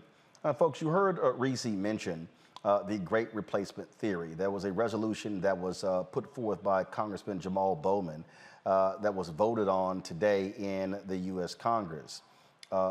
It's no shock that Republicans did not support it. Now, this is what he tweeted. I just passed a resolution condemning the Great Replacement Theory for the first time in history. The resolution passed 218 to 205 in the House. I received widespread support from the Democratic caucus. That was the first tweet. There were a series of tweets that he actually sent discussing that. Now, again, I keep telling y'all, all House Republicans, and yeah, 2 Democrats voted against the resolution. Who are the 2 Democrats? Find out, please. Bowman stood firm on his stance against the hateful rhetoric. This is what he said today. It takes 2 things to kill multiple people whom you don't even know. It takes hate and evil in someone's heart and a weapon of mass destruction in their hands. We know we need gun control. We also need to fight against hate in all of its forms to truly build a multiracial democracy, the one that we all want so desperately. Racism, anti-Semitism, xenophobia, Islamophobia, homophobia, and hate in all forms are choking at the promise of our democracy and regressing us into tribalism. We are so much better than that. In Congress, we must treat both the issue of gun control and the root causes of hate. The Great Replacement Theory believes that only white people are responsible for progress in our society, and that the growth of a multiracial and multi-religious society is a threat to white people's existence and the health of our nation. This has spread and infected the minds of so many. It is a conspiracy theory used to stoke racially motivated violence all around the world, from Charlottesville to Christchurch, New Zealand, and recently Buffalo, New York, where a white supremacist wrote a 180-page manifesto citing this conspiracy and then drove more than 200 miles where he carried out a mass shooting in New York, not in the South, in New York State. These are no longer fringe elements of our society. The Great Replacement Theory has gone mainstream thanks to right-wing Republican pundits like Tucker Carlson, who mentioned these theories more than 400 times on the most watched news network in the country. Top Republican leaders use it as a political weapon. It now threatens our very existence as a democracy and as a society. Our lives and our sense of safety are threatened. Nazi thinking, veiled as political banter, can no longer go unrecognized and condemned by our nation's legislative body and by the Democratic Party. Our response must be strong, and we must demand accountability. Who voted against the particular measure. Some Democrats complained with the lumping of this into the gun control legislation. Representatives Elisa Slotkin of Michigan, go please, come on, show it up please, go to my iPad. Representatives Elisa Slotkin of Michigan and Jared Golden of Maine, they voted no. Now, Golden previously opposed gun legislation that was passed in the House Slogans said her vote was to protest the way Democratic leadership had lumped the gun control measures together in one package. But again, just so y'all know, Republicans are real clear when it comes to this whole issue of great replacement theory because it appeals to their white nationalist base. That's just the reality. All right, folks, got to go to a break. We come back. We'll talk about strange story of how the post office pulled products that had Black Lives Matter on it. Really? Now they're being sued. We're going to discuss that next on Roland Martin Unfiltered. Don't forget, folks, to download the Black Star Network app, available on all platforms: Apple phone, Android phone, Apple TV, Android TV, Roku, Amazon Fire TV, Xbox One, and Samsung Smart TV. Come back me over here. Folks, those of you who sent in some letters and stuff. First of all, let me thank Perry Eccles for our check, and Tanya Robinson for the money order. Thank you so very much. We've got, I love this here. Got a money order here from Bernice Parrish. She said, "Keep building up Black voices. Thank you."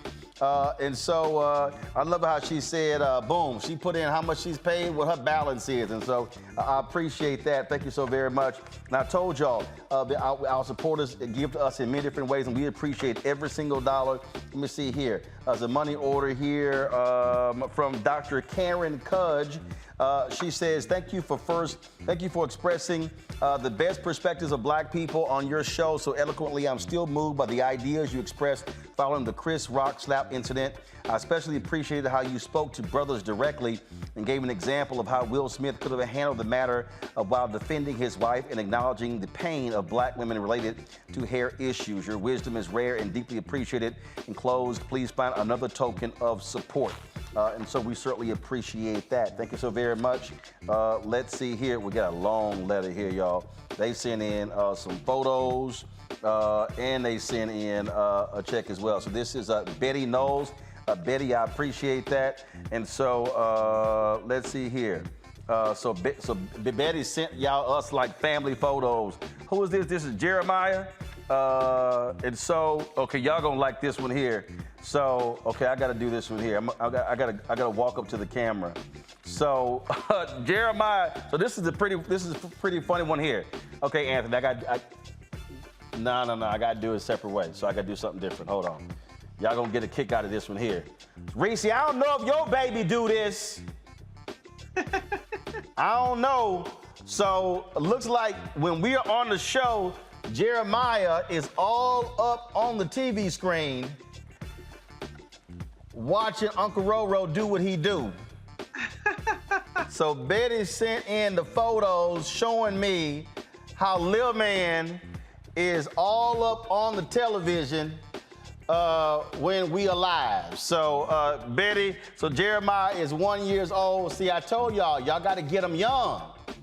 That's how you keep him for a long time. So I appreciate that. Thank you so very much, Betty, for sending these photos of Jeremiah, and hopefully y'all are watching the show as we speak. All right, folks, got to go to a break. We'll be right back.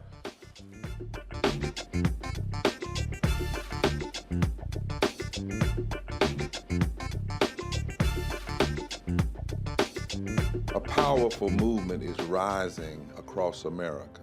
From the Mississippi Delta to the Apache stronghold. From the homeless encampments of Washington State to the coal fields of Appalachia of West Virginia. We are the 140 million poor and low-wealth people in this country, and we are building the Poor People's Campaign, a national call for moral revival. On June 18th, ahead of this year's midterm elections, while the Congress is still in session, we will hold a mass poor people's and low-wage workers assembly and moral march on Washington to arrest the attention of the nation, to put a face and a voice on poverty and low wages in this country. This is a watershed moment for justice and democracy in America. There are those who say that transformative change isn't possible, but history teaches us that it is precisely in times like these that people must build a broad and deep movement from the bottom up. We must compel this nation to repent, to lament, and to see the realities that have been hidden for far too long. On June 18th, we will come together to lift the voices of the poor and low-wage workers who know that change is not only possible, it is essential for our survival. We will make the connections to show how systemic racism, poverty, ecological devastation, the denial of health care, the war economy, and the false moral narrative of religious nationalism and white supremacy are hurting us all. We will show the nation the faces of Americans who cannot afford to go back to normal. We will detail the policies that can move us toward a society that works for everyone. And we will pledge to go home and build power for transformative change in this year's election and for years to come. Because the question should have never been, how much will it cost to address poverty? The real question is, how much is it costing us not to? Somebody's been hurting our people. It's gone on far too long. And we won't be silent or unseen anymore. Join us in D.C. on June 18th. Build with us for a third reconstruction in America. Visit poorpeoplescampaign.org.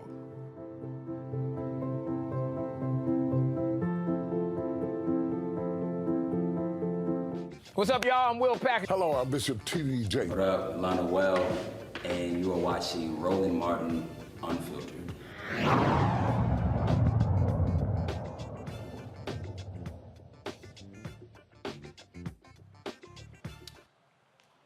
All right, folks, welcome back to Roland Martin Unfiltered. Now, in Arizona, a Trump-backed U.S. Senate candidate assaulted a man in a Black Lives Matter t-shirt at a GOP event. What's this? Put down your phone.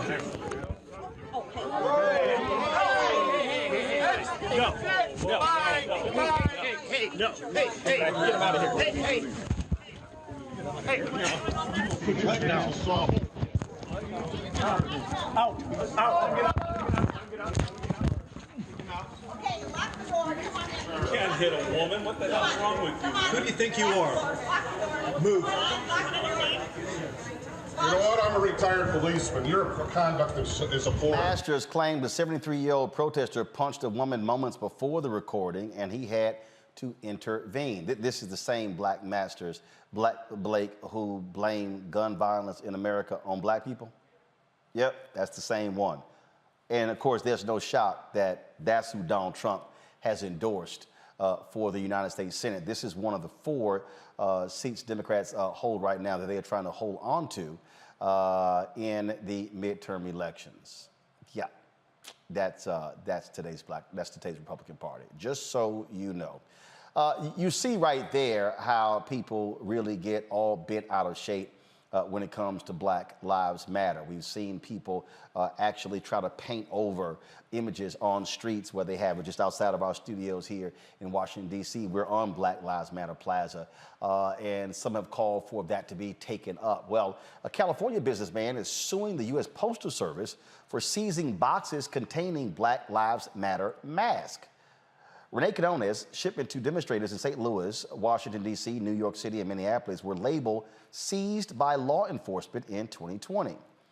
Renee is the owner of Movement, Inc. He joins me from Oakland, California, along with his attorney, Jaba Aveli. Hope I got it right. Jaba, did I get it right? It's close enough. First of all, go ahead and pronounce it. I'll go ahead so we can get it right. It's Jaba Sitsuashvili. Sitsuashvili. Okay, Jaba, we got it. All right, then. So you're with the Institute for Justice in Arlington, Virginia. Okay, so Renee, what happened? You were shipping masks. How did they seize them? Well, actually, that's a question we would like to know as well. It was a typical order. I've been shipping with the Postal Service for many years at that same post office. We were shipping masks right at the beginning of the raging pandemic to protect communities that were out there protesting the police violence against unarmed Black and brown men in our communities. And, it was just face masks that we printed for the BLM movement. And so they seized them. And so how long did they hold them? And what reasoning did they give for this? Well, I think they held them for about 24 hours, but the way that we had shipped them, they were supposed to arrive the following morning. So because the protest began the following day, so holding them for any amount of time and delaying them really put our community at risk. But in terms of the reasoning that they gave us, the post office said that they resembled packages that could have been unmailable material, whatever that means, and that they were going to high drug traffic areas. I mean, I think everywhere in America can be considered a high drug traffic area. So masks were going to a high traffic area. I don't even know what the hell that means. Jabba, your thoughts? Yeah, sure. So, just to even find out this information was a long haul for Renee. He had to submit, Freedom of Information Act requests, appeal, how much of those requests were then redacted. But ultimately, what we learned through the Postal Service's own internal notes was that they had no legitimate reason or no, or any actual suspicion that would justify these seizures, right? Their own notes say, like Renee mentioned, that the packages were being shipped from one high drug area to another. Now, frankly, that could apply to just about any large city, or maybe even just about any city in the country. The other justifications were just as absurd. They said that the reasons were that the boxes were taped on all sides. So again, that could apply to just about any Amazon package that we all get every day. And they said that the masks were sent by a frequent shipper of packages, which again, that could apply to any small or large business in the country. So at the end of the day, even crediting the Postal Service's own explanations and internal explanations for what happened here, this was an egregious and blatant violation of the Fourth Amendment's protections against unreasonable and suspicionless seizures and searches of personal property. So their explanation again for given, and so are they suggesting that your suit is without merit? Well, they haven't responded to the suit yet. We filed the suit last week. They have 60 days to file a formal response in court to the suit. So we'll see what exactly they say in response. But frankly, what we're expecting is not a response on the merits, a response that tries to justify their conduct. What we're expecting is them to invoke various court-created immunities that protect federal officials from lawsuits at all. Many people have probably heard of qualified immunity, which shields law enforcement and other government officials from lawsuits and makes it really hard to sue them. Well, in a situation like this, where you're suing federal officers, there's an added layer of immunity known as Bivens immunity. So what we're expecting them to do is invoke various kinds of, essentially non-merits-based justifications for why this suit should be tossed out. Renee, have you had any issues with your packages since? Well, we really don't use the Postal Service anymore. There's other private shipping companies that we prefer to use now because of this. All right, then. Well, look, we will certainly keep us abreast of what happens in this particular case here. It is still strange that there was a mask and all of a sudden there was a problem shipping them. So thank you so very much. Thank you. All right, Renee, Jabba, thank you so very much. All right, folks. It's a story of Tennessee that I've found to be quite interesting and weird, and that is the only Black-owned radio station in Tennessee is at risk of losing its license from the Federal Communications Commission. The FCC is threatening to revoke Joe Armstrong's license for WBJF after Armstrong failed to report his conviction for falsifying tax returns. Armstrong's lawyer, Andrew Ward, defended Armstrong in this statement. He said this conviction has nothing to do with the station, and we believe it is an injustice to use this against him. He continues to provide a valuable service running WJBE, which is important to the community of Knoxville. He served his probation successfully, paid his fine, and had his civil rights restored. He has done everything the criminal justice system has asked him to do. Now, Armstrong revived the radio station in 2012. Owned by James Brown in the 60s and 70s, WBJF was the only black-oriented radio station in East Tennessee. Now, what's strange here, Larry, is that they say that he didn't note this on subsequent paperwork about this tax issue. But this is not like it was a violation of indecency standards. So, you know, I can get it if you say we'll issue a fine, but literally snatching the license? So I guess Republicans wouldn't consider this an overreach because it just doesn't add up. And so, as the attorney highlighted, the two issues are not related. In addition, you highlighted, Roland, that this station plays a critical role as it relates to the important topics, relaying information to the Black community. So this station is a community jewel. And as you highlighted before, it's been around for decades. So once again, this is an overreach by the government, and it makes absolutely no sense. I'm sorry to hear that they're trying to take the license away, but I'm hoping some federal officials will, send a letter to find out what's going on and support efforts to make sure that he can keep his license and the station can continue to provide a vital resource in the Black community. Reese? Yeah, when did the FCC start doing anything again? I haven't heard about shit that they're doing. So this whole dims the rules situation when it comes to a Black radio station is very convenient. So this definitely just seems excessive, and it's in the public interest to have a Black-owned radio station operating. And so hopefully the owner, you're not supposed to falsify documents. I understand that. You're supposed to follow the rules. I understand that. But at the end of the day, this is a major factor in terms of Black-owned radio. And so hopefully they do the right thing on this one, because we know that there's Donald Trump, goddamn, didn't pay his taxes, and he has all kind of tax shit, and he's still off somewhere getting Secret Service protection, living his best life. So I think they can go ahead and find somebody else to have the license, or whatever fine they have to get through, do that, because this is definitely excessive. Greg? Yeah, I agree. Again, this is where we have to, the word you used earlier, pressure, is very important. It's extremely important. Is he being persecuted? This is a guy who was a Democratic state rep in Tennessee. They convicted him in 2016 of making a false statement on his 2008 tax return because he had failed to disclose some income based on selling some cigarette tax stamps that wasn't illegal to do. And then he filed later. He paid, for what he had done. And then he filed later in terms of FCC filings related to the station, and he filed a little late. And you look at it and say, well, this is kind of a technicality. Why are y'all drilling down on this? And you can't help but think it's political.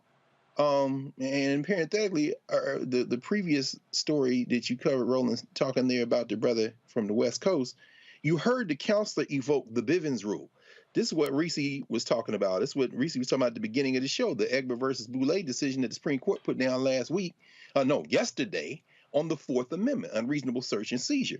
I'm raising that to say that, as the government begins to or continues to kind of try to protect itself from doing whatever the hell it wants to do, whether it be federal border agents in terms of the application of Bivens in that case, or in the one we just heard, opening your mail and having somebody pay for something that they already paid for in terms of the post office, or in this case, having something else that we paid for, namely federal oversight in terms of the FCC, used as a cudgel against a Black man in East Tennessee with a Black radio station, you can't help but sit back and think to yourself, is this a matter of the rules?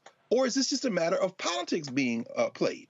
And so whereas Congressman Barbara Lee intervened in this post office case and they forced them to at least say, well, your package looks suspicious, which got them a step further, or whether in this case, we need to put the hammer down on whoever is over the FCC and perhaps get some members of Congress to write some letters over there on behalf of one-time Representative Armstrong. We've got to get involved in the political process and put pressure on people because this is patently absurd. Yeah, and again, folks, understand the FCC governs all broadcast licenses. So we're talking about radio stations, television stations. They don't govern cable. And so, y'all, pulling of a license is extremely rare. I mean, it is very, very rare when that action is taken in this country. And so we'll see what happens there. All right, I got to go to a break. We're going to come back and we're going to talk about this Georgetown professor who acted a fool over Judge Ketanji Brown Jackson. They suspended him, then he got reinstated, then he quit, then he went over to the Manhattan Institute with a whole bunch of other racists. So we'll tell you about that. And Reese, you may have to stop cussing because when Betty sent this letter, this is what she said, that the little man, Jeremiah, she said, I have a granddaughter who has a 15-month-old son. She works at night, and I take care of him.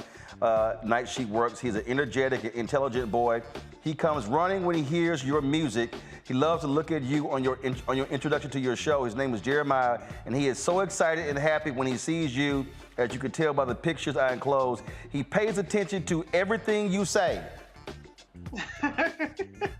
Well, just mute me. You can mute One me. has to wonder if you somehow are reaching him on a level that we cannot understand. And so she sent the photos and her donation. That's Betty Knowles and JJ. So look, Reese, you know, you're gonna have to sign language your cussing. So Jeremiah ain't hearing this on Thursdays. Okay. Let me also shout out Souley, Craig Williams, and Todd Williams. And so I appreciate your donation. And let's see here. Okay, who's this here? They sent some cash. Ardo's Plumbing. They sent a whole bunch of cards. So sent they cash, and they said, every single step you take gets you closer to your goal. So I appreciate that. And then let's see here. Who is this here? Okay, that's the same thing. AJ Qatar. I appreciate it. Same thing, that were two. So I appreciate that. Let's see here. Roland, thank you for this platform of truth. Sincerely, truth be told. I read him earlier. George Daniels, I love the work that you do and your staff are doing. Keep up the good work. God bless you all. George Daniels, I appreciate it. Let's see here. Hello, sending RMU show. This gift is support of all you do. May God continue to bless you, your family, staff, and fans. And Tanya Robinson. Tanya, I appreciate that. And Larry and Greg, we got a frat brother who sent this here, and they went all out. Let's see. Hello, Roland. I gained much insight from watching you and all your broadcasts. You inform, educate, and catechize current racial events in a profound manner. Now, you know that's the alpha, using a word that's spelled C-A-T-E-C-H-I-Z-E. A Sigma wouldn't do that. Always. A Sigma would never use that word. I'm offering this donation to help keep the information flowing. And this is Merle. That's a loving show. And shout out to Dr. Jackie. So, Merle is. So I guess Merle is a Delta. So it's Merle J. Lucky. All right. So again, all right then. Well, cool. And so these were greetings cards done by Lydia Hallam. Okay, all right, Lydia. Well, that's nice. We're going to find out what you do these greeting cards. So always give a shout out, y'all. Okay, real quick break. We're coming back with our last story. You're watching Roland Martin Unfiltered on the Black Star Network. Alphas run this joint. On the next Get Wealthy with me, Deborah Owens, America's Wealth Coach, you'll hear from Elizabeth Davis. She left a flourishing career in the construction industry to build her own business using her same skill sets. And oh, by the way, now a multi-million-dollar business. Every day I was looking at my numbers rather than looking at them weekly or monthly. When you're first starting your business, my recommendation is look at your numbers every day, because are they balancing out each day? If they're not balancing out for 3 days in a row, that means your week is going to be off. That's right here on Get Wealthy, only on Black Star Network. It's Kim Whitley. Yo, what's up? This your boy Ice Cube. Hey, yo, Peace World. What's going on? It's the Love King of R&B, Raheem Devon, and you're watching Roland Martin, Unfiltered.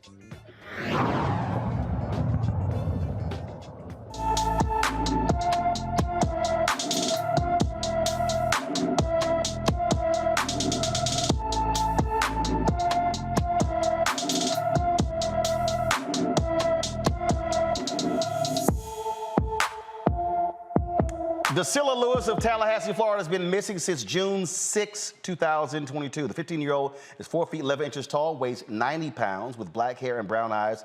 Dacilla was last seen wearing a white T-shirt with the words "Love and Sweet" in red and black writing and white shorts. Anyone with information about Dacilla Lewis should call the Leon County, Florida Sheriff's Office at 850-606-5800. 850-606-5800. All right, y'all. Georgetown professor, university law professor, says he's a free man after resigning from the university this week. Ilya Shapiro's resignation comes months after the controversial tweets he made about President Biden choosing, quote, a lesser black woman for Supreme Court justice. He said, quote, because Biden said he's only considered black women for SCOTUS, this nominee will always have the asterisk attached, fitting that the court takes up affirmative action next term. Objectively, best pick for Biden is Sri Srivatsan, who is, give me 1 second, who is solid, Prague, and very smart, even has identity politics benefit of being first Asian, parentheses, Indian American, but alas, doesn't fit into latest intersectionality hierarchy, so we'll get lesser black woman. Thanks heaven for small favors. Shapiro was scheduled to start work at the university on February 1st, but was immediately placed on administrative leave of the university. Investigators remarked people very pissed off, many students and faculty. The investigation concluded last week, and Shapiro was reappointed to his position, but he resigned, claiming the university was a place that did not value free speech. Now, the university responded, saying Georgetown urges members of our community to engage in robust and respectful dialogue. Our speech and expression policy promotes free and open inquiry, deliberation, and debate, and does not prohibit speech based on the person presenting ideas or the content of those ideas, even when those ideas may be difficult, controversial, or objectionable. Now, here's what's interesting. Shapiro, y'all, did announce the next day he was taking a job at the Manhattan Institute. Who works at the Manhattan Institute? Oh, Christopher Rufo, the one who's been leading the charge against critical race theory, and also Heather McDonald, that white nationalist white woman who's always talking about policing and blaming everything on black people. This ain't no shot where he ended up here, Greg. And John McWhorter used to work for, I wonder if he's still over there. He's still there, John McWhorter, he's still there. Oh, yeah. But you know what's interesting, Roland? I'm not torn about this. I mean, you know, I have friends on the faculty at Georgetown Law, but it's difficult because this guy has a platform. He wrote op-eds about this in the Wall Street Journal. He supported this guy at Princeton named Katz, who came out against critical race theory. And it becomes difficult, I think, because part of the thing that he used to defend himself at Georgetown, he said, there are professors on this faculty who came out strongly against the leaked opinion in Roe versus Wade. And he evoked a professor, I think, in the School of Foreign Relations or Foreign Service at Georgetown and said, you didn't do anything to her. I think what drove this more than anything else was student complaints. So we have to be, I think, careful because we live in a society where, yes, this might be very satisfying in this specific instance, but you know how many black women and men on faculties around this country have been assaulted, claiming that they are outlandish, and I think, you know, I have to sit back and think about this for a minute because I think it was the student complaints that really kind of pushed Georgetown to act as quick as it did. And the reality, Larry, you're on faculty there. We're living in a world where students ain't taking the same shit they did before. The students are not like, shut up, be quiet, they're the faculty. No, there are students who are saying, I'm sorry, I don't want to be taught by a racist. So something similar happened at a UCF professor who was tweeting a bunch of nonsense and eventually was fired from UCF. Unfortunately, he was recently reinstated. So I think I want to go back to this story. Is if you're going to tweet about black folks, make sure you capitalize the B, first of all. Second of all, Roland, you're right. I work in higher education. If students' complaints, you have a problem. And so he found out quickly. I think the interesting thing is he made sure he had somewhere soft to land before he got out of there, right? So that's the really key thing to keep in mind is he already had a job set up and he wrote all those op-eds in the Wall Street Journal, et cetera. But he knew he already had a place to go. He probably signed a contract, already had a handshake agreement. So he's not like he's out, really sacrificing himself on behalf of right-wingers. He's really just toting the same line we hear about CRT and also, denigrating black folks, et cetera. I want to give Reese the opportunity to chat real quick because the Democrats are coming into the hearing. Go ahead and pull it up, please. Reese, your comment on this issue. I'll keep it quick. Go to hell, Ilya. He just wants to be a victim because ultimately, Dr. Carr, he got his job. He decided he wanted to quit so that he can be a martyr of sorts for, anti-woke, whatever the situation may be. So here's another white man getting to say whatever the hell he wants to say, no matter how racist it is. And the reparations paying Georgetown, let it slide. That's the story of white people in academia. All right, folks. Right now, Congressman Benny Thompson of Mississippi, who is the chair of the January 6th Special Committee, is about to open this primetime hearing. Let's now go live to Capitol Hill.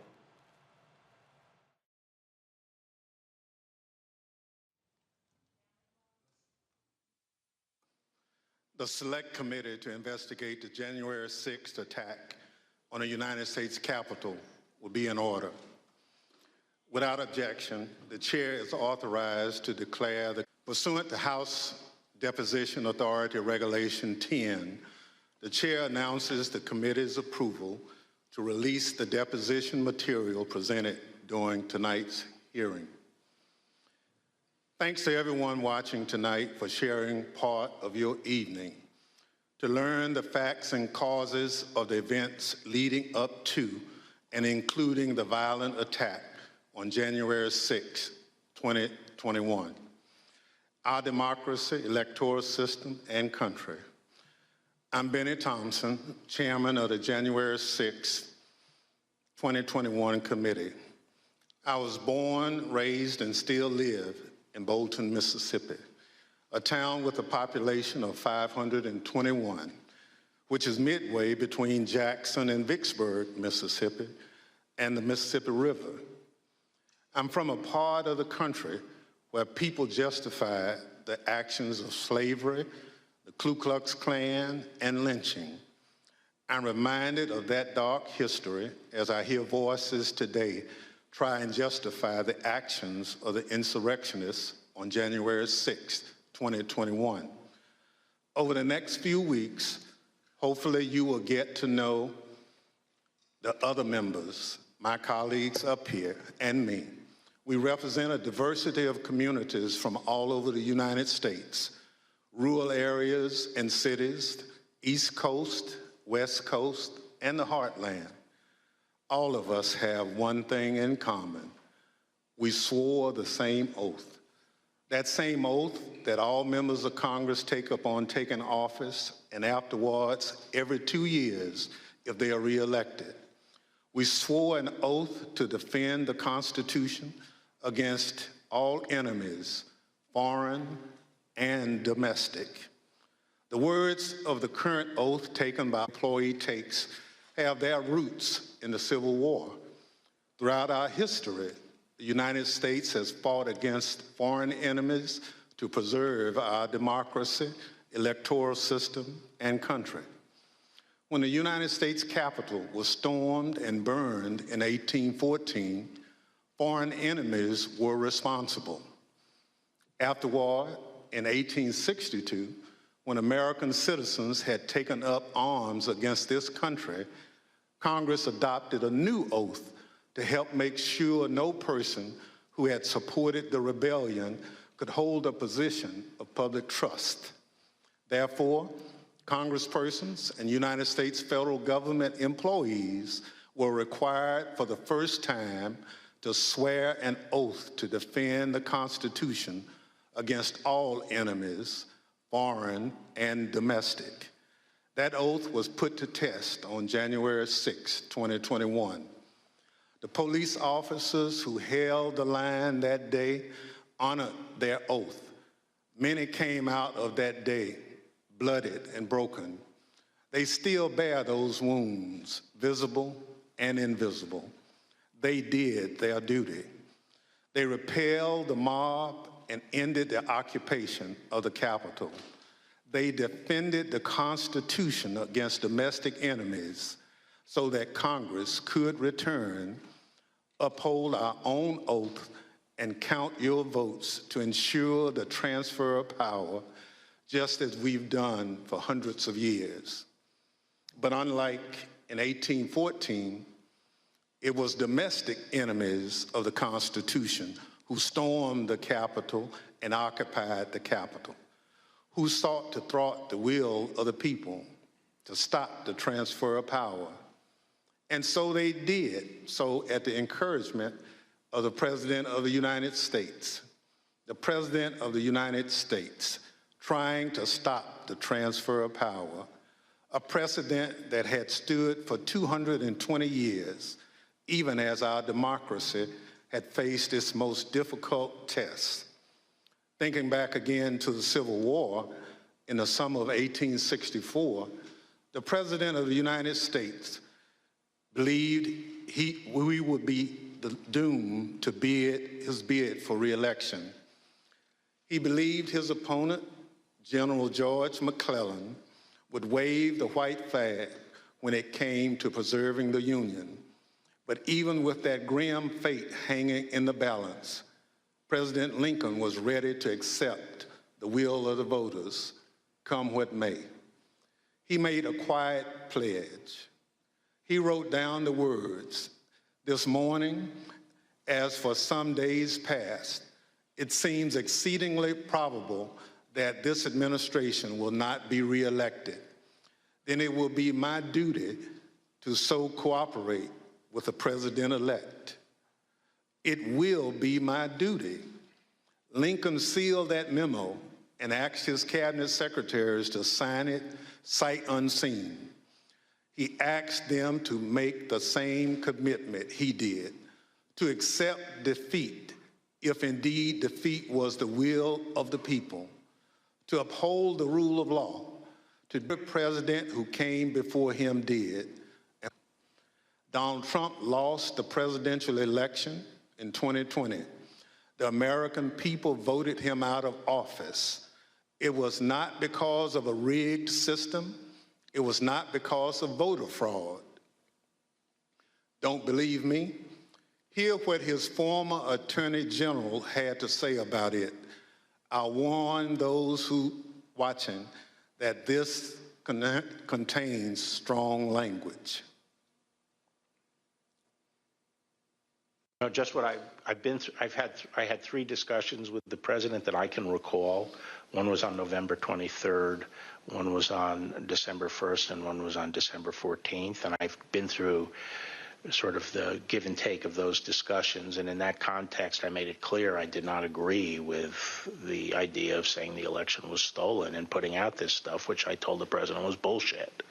And, I didn't want to be a part of it, and that's one of the reasons that went into me deciding to leave when I did.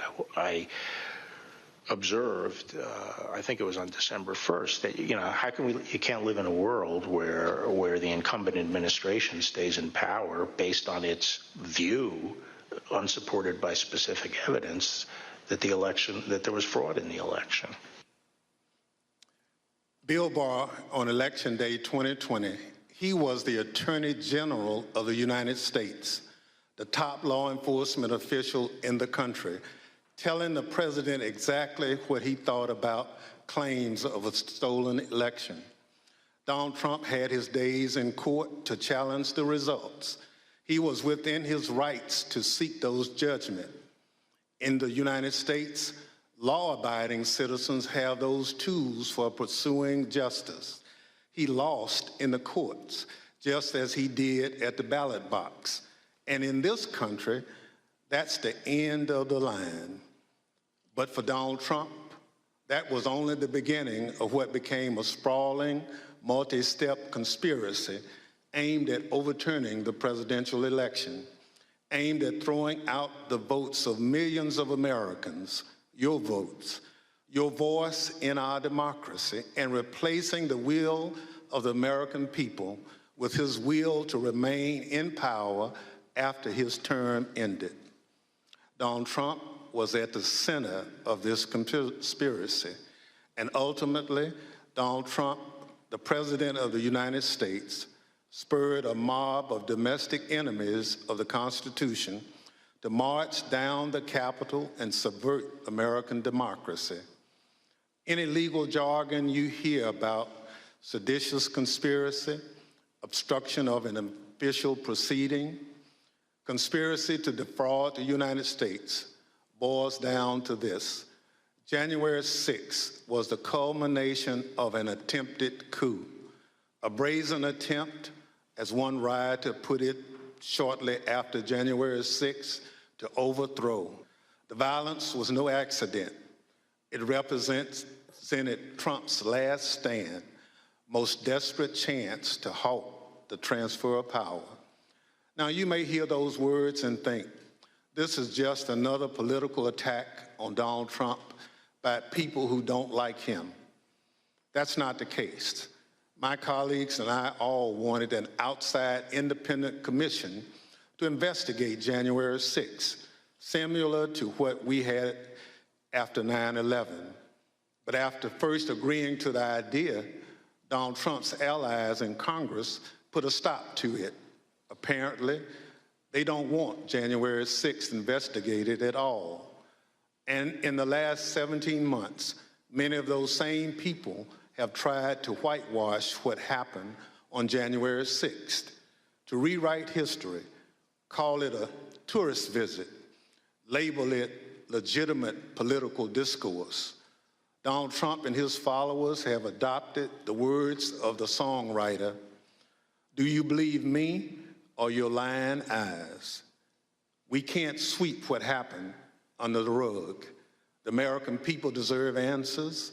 So I come before you this evening, not as a Democrat, but as an American who swore an oath to defend the Constitution.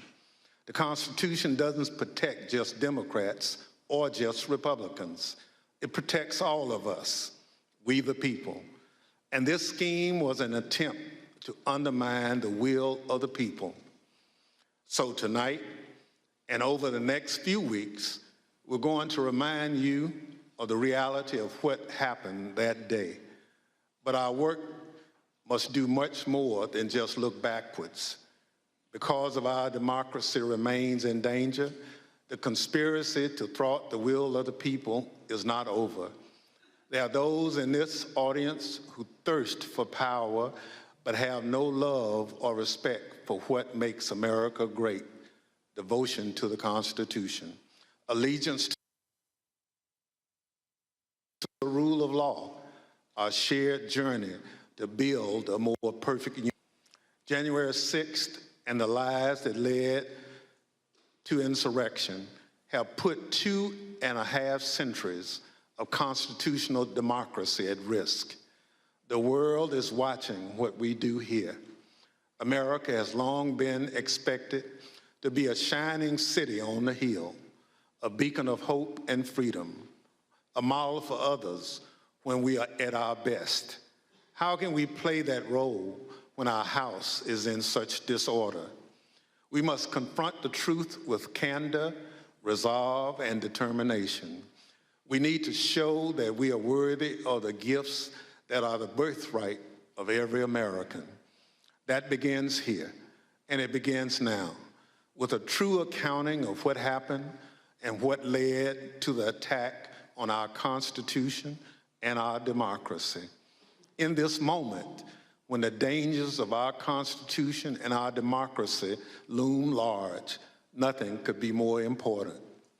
Working alongside the public servants on this dais has been one of the greatest honors of my time in Congress. It's been a particular privilege to count as a partner in this effort, and to count as a friend, the gentlewoman from Wyoming, Ms. Cheney. She's a patriot, a public servant of profound courage, of devotion to her oath and the Constitution. It's my pleasure to recognize Ms. Cheney for her opening statement. Thank you very much, Mr. Chairman, and let me echo those words about the importance of bipartisanship and what a tremendous honor it is to work on this committee. Mr. Chairman, at 6:01 p.m. on January 6th, after he spent hours watching a violent mob besiege, attack, and invade our Capitol, Donald Trump tweeted, but he did not condemn the attack. Instead, he justified it. "These are the things and events that happen," he said, "when a sacred landslide election victory is so unceremoniously and viciously stripped away from great patriots who've been badly and unfairly treated for so long." As you will see in the hearings to come, President Trump believed his supporters at the Capitol, and I quote, "We're doing what they should be doing." This is what he told his staff as they pleaded with him to call off the mob, to instruct his supporters to leave. Over a series of hearings in the coming weeks, you will hear testimony, live and on video, from more than half a dozen former White House staff in the Trump administration, all of whom were in the West Wing of the White House on January 6th. You will hear testimony that, quote, "The president did not really want to put anything out, calling off the riot or asking his supporters to leave." You will hear that President Trump was yelling and, quote, "really angry at advisors who told him he needed to be doing something more." And aware of the rioters' chance to hang Mike Pence, the president responded with this sentiment, quote, "Maybe our supporters have the right idea. Mike Pence, quote, deserves it." You will hear evidence that President Trump refused for hours to do what his staff, his family, and many of his other advisors begged him to do: immediately instruct his supporters to stand down and evacuate the Capitol. Tonight, you will see never-before-seen footage of the brutal attack on our Capitol, an attack that unfolded while a few blocks away, President Trump sat watching television in the dining room next to the Oval Office. You will hear audio from the brave police officers battling for their lives and ours, fighting to defend our democracy against a violent mob Donald Trump refused to call off. Tonight and in the weeks to come, you will see evidence of what motivated this violence, including directly from those who participated in this attack. You will see video of them explaining what caused them to do it. You will see their posts on social media. We will show you what they have said in federal court. On this point, there is no room for debate. Those who invaded our Capitol and battled law enforcement for hours were motivated by what President Trump had told them, that the election was stolen and that he was the rightful president. President Trump summoned the mob, assembled the mob, and lit the flame of this attack. You will also hear about plots to commit seditious conspiracy on January 6th, a crime defined in our laws as conspiring to overthrow, put down, or destroy by force the government of the United States, or to oppose by force the authority thereof. Multiple members of two groups, the Oath Keepers and the Proud Boys, have been charged with this crime for their involvement in the events leading up to and on January 6th. Some have pled guilty. The attack on our Capitol was not a spontaneous riot. Intelligence available before January 6th identified plans to, quote, invade the Capitol, occupy the Capitol, and take other steps to halt Congress's count of electoral votes that day. In our hearings to come, we will identify elements of those plans, and we will show specifically how a group of Proud Boys led a mob into the Capitol building on January 6th. Tonight, I am going to describe for you some of what our committee has learned and highlight initial findings you will see this month in our hearings. As you hear this, all Americans should keep in mind this fact.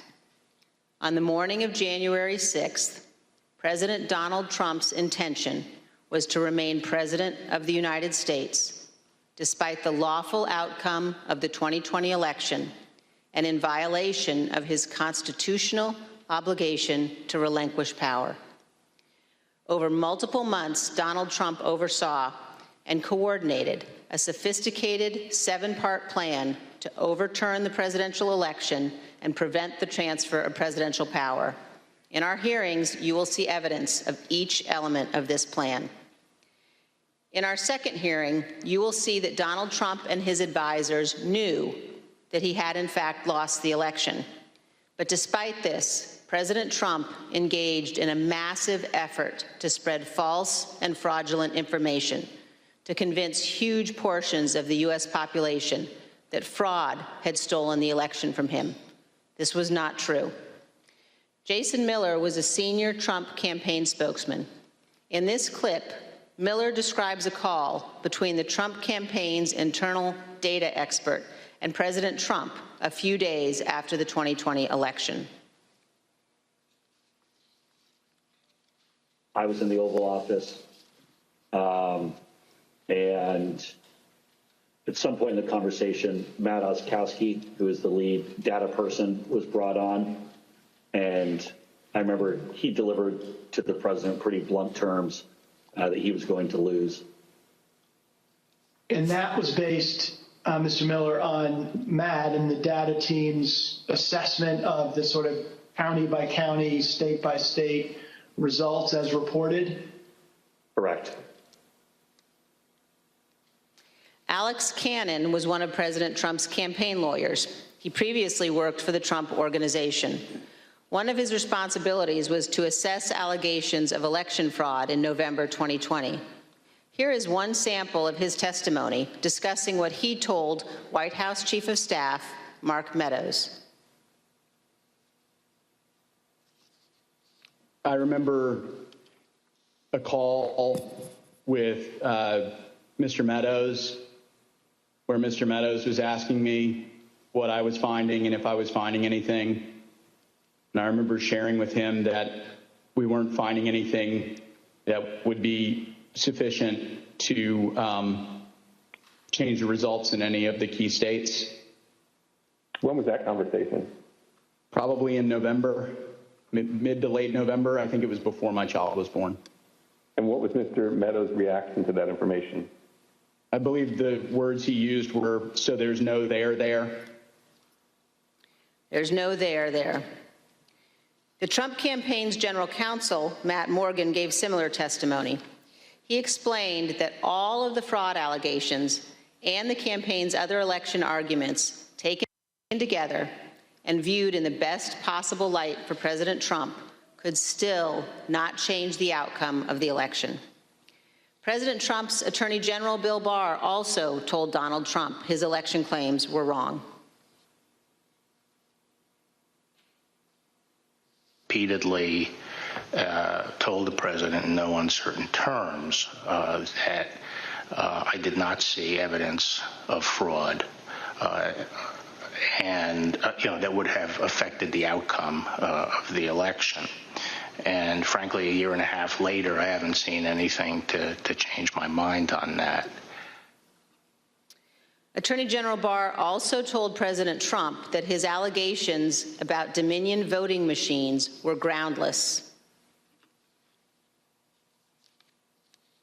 I saw absolutely zero basis for the allegations, but they were made in such a sensational way that they obviously were influencing a lot of people, members of the public, that there was this systemic corruption in the system and that their votes didn't count and that these machines controlled by somebody else were actually determining it, which was complete nonsense. And it was being laid out there. And I told them that it was crazy stuff and they were wasting their time on that. And it was doing a grave disservice to the country. But President Trump persisted, repeating the false Dominion allegations in public at least a dozen more times, even after his attorney general told him they were, quote, complete nonsense. And after Barr's resignation on December 23rd, the acting attorney general who replaced him, Jeff Rosen, and the acting deputy, Richard Donahue, told President Trump over and over again that the evidence did not support allegations he was making in public. Many of President Trump's White House staff also recognized that the evidence did not support the claims President Trump was making. This is the president's daughter commenting on Bill Barr's statement that the department found no fraud sufficient to overturn the election. How did that affect your perspective about the election when Attorney General Barr made that statement? It affected my perspective. I respect Attorney General Barr. So I accepted what he was saying. As you will hear on Monday, the president had every right to litigate his campaign claims, but he ultimately lost more than 60 cases in state and federal courts. The president's claims in the election cases were so frivolous and unsupported that the president's lead lawyer, Rudy Giuliani, not only lost the lawsuits, his license to practice law was suspended. Here's what the court said of Mr. Giuliani. Giuliani communicated demonstrably false and misleading statements to courts, lawmakers, and the public at large in his capacity as lawyer for former President Donald J. Trump and the Trump campaign in connection with Trump's failed effort at re-election in 2020. As you will see in great detail in our hearings, President Trump ignored the rulings of our nation's courts. He ignored his own campaign leadership, his White House staff, many Republican state officials. He ignored the Department of Justice and the Department of Homeland Security. President Trump invested millions of dollars of campaign funds purposely spreading false information, running ads he knew were false, and convincing millions of Americans that the election was corrupt and that he was the true president. As you will see, this misinformation campaign provoked the violence on January 6th.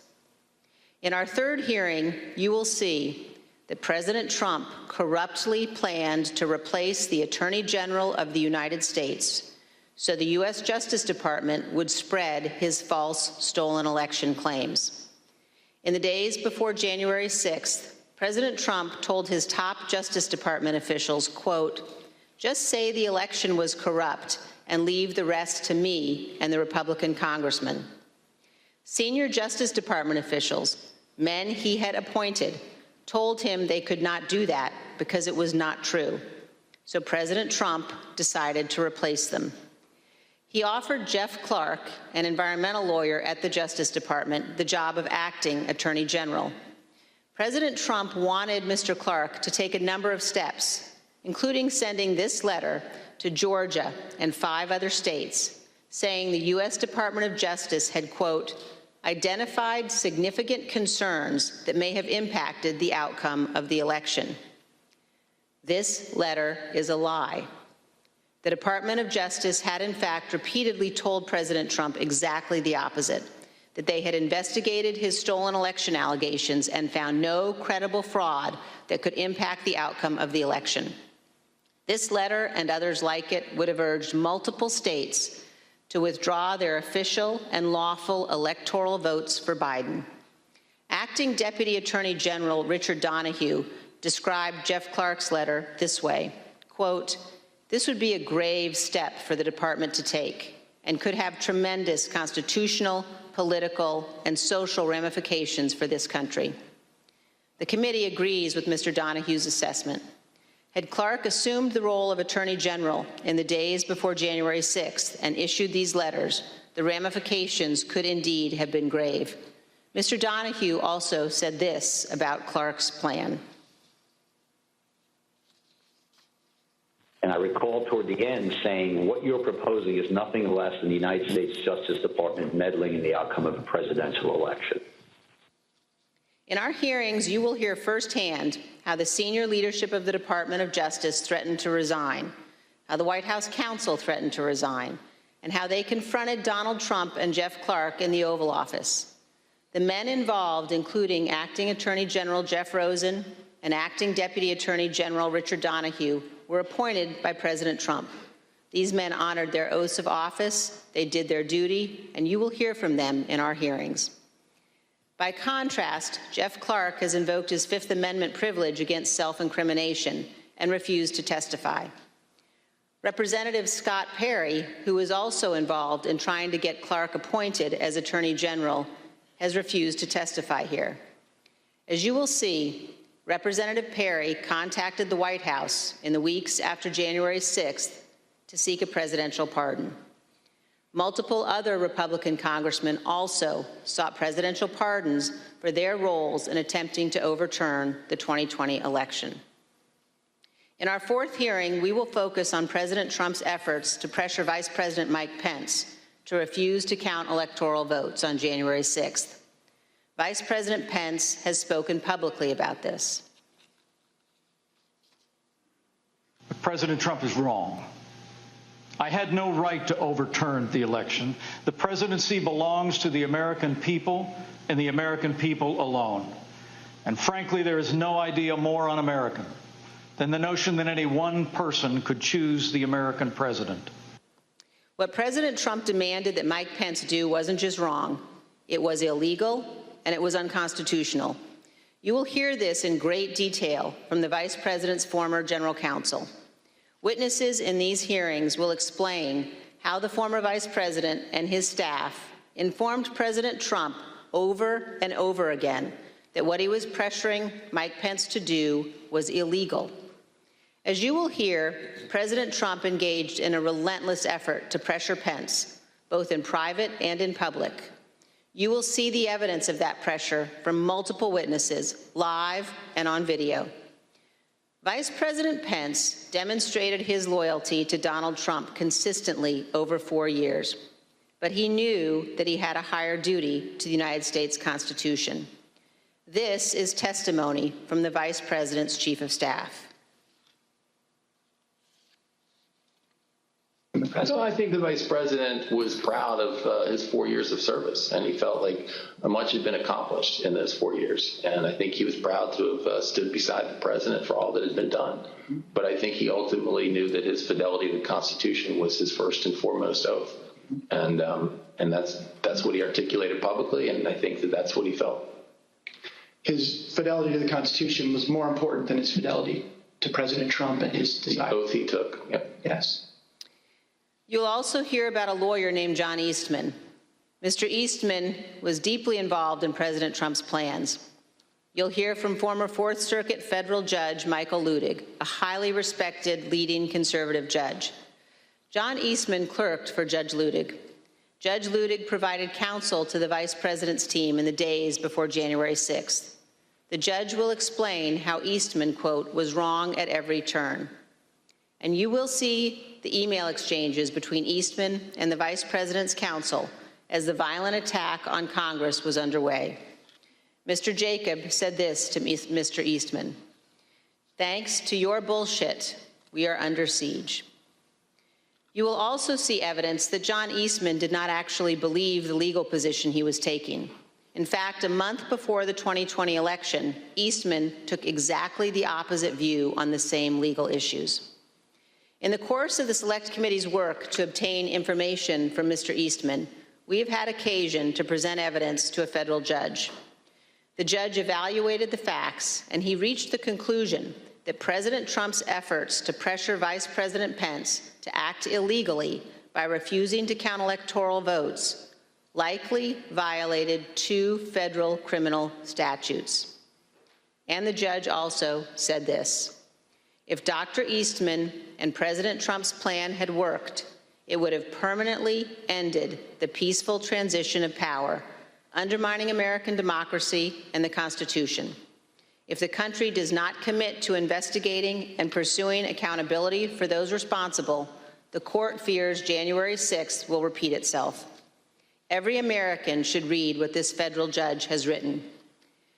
The same judge, Judge Carter, issued another decision on Tuesday night, just this week, indicating that John Eastman and other Trump lawyers knew that their legal arguments had no real chance of success in court, but they relied on those arguments anyway to try to, quote, overturn a democratic election.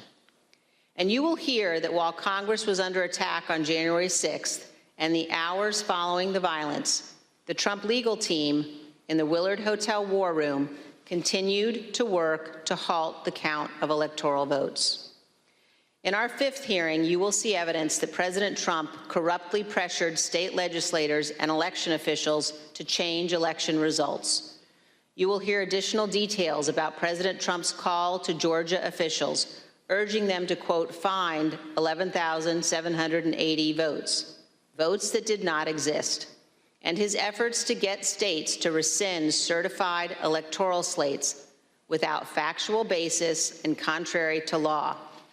You will hear new details about the Trump campaign and other Trump associates' efforts to instruct Republican officials in multiple states to create intentionally false electoral slates and transmit those slates to Congress, to the Vice President, and the National Archives, falsely certifying that Trump won states he actually lost. In our final two June hearings, you will hear how President Trump summoned a violent mob and directed them illegally to march on the United States Capitol. While the violence was underway, President Trump failed to take immediate action to stop the violence and instruct his supporters to leave the Capitol. As we present these initial findings, keep 2 points in mind. First, our investigation is still ongoing, so what we make public here will not be the complete set of information we will ultimately disclose.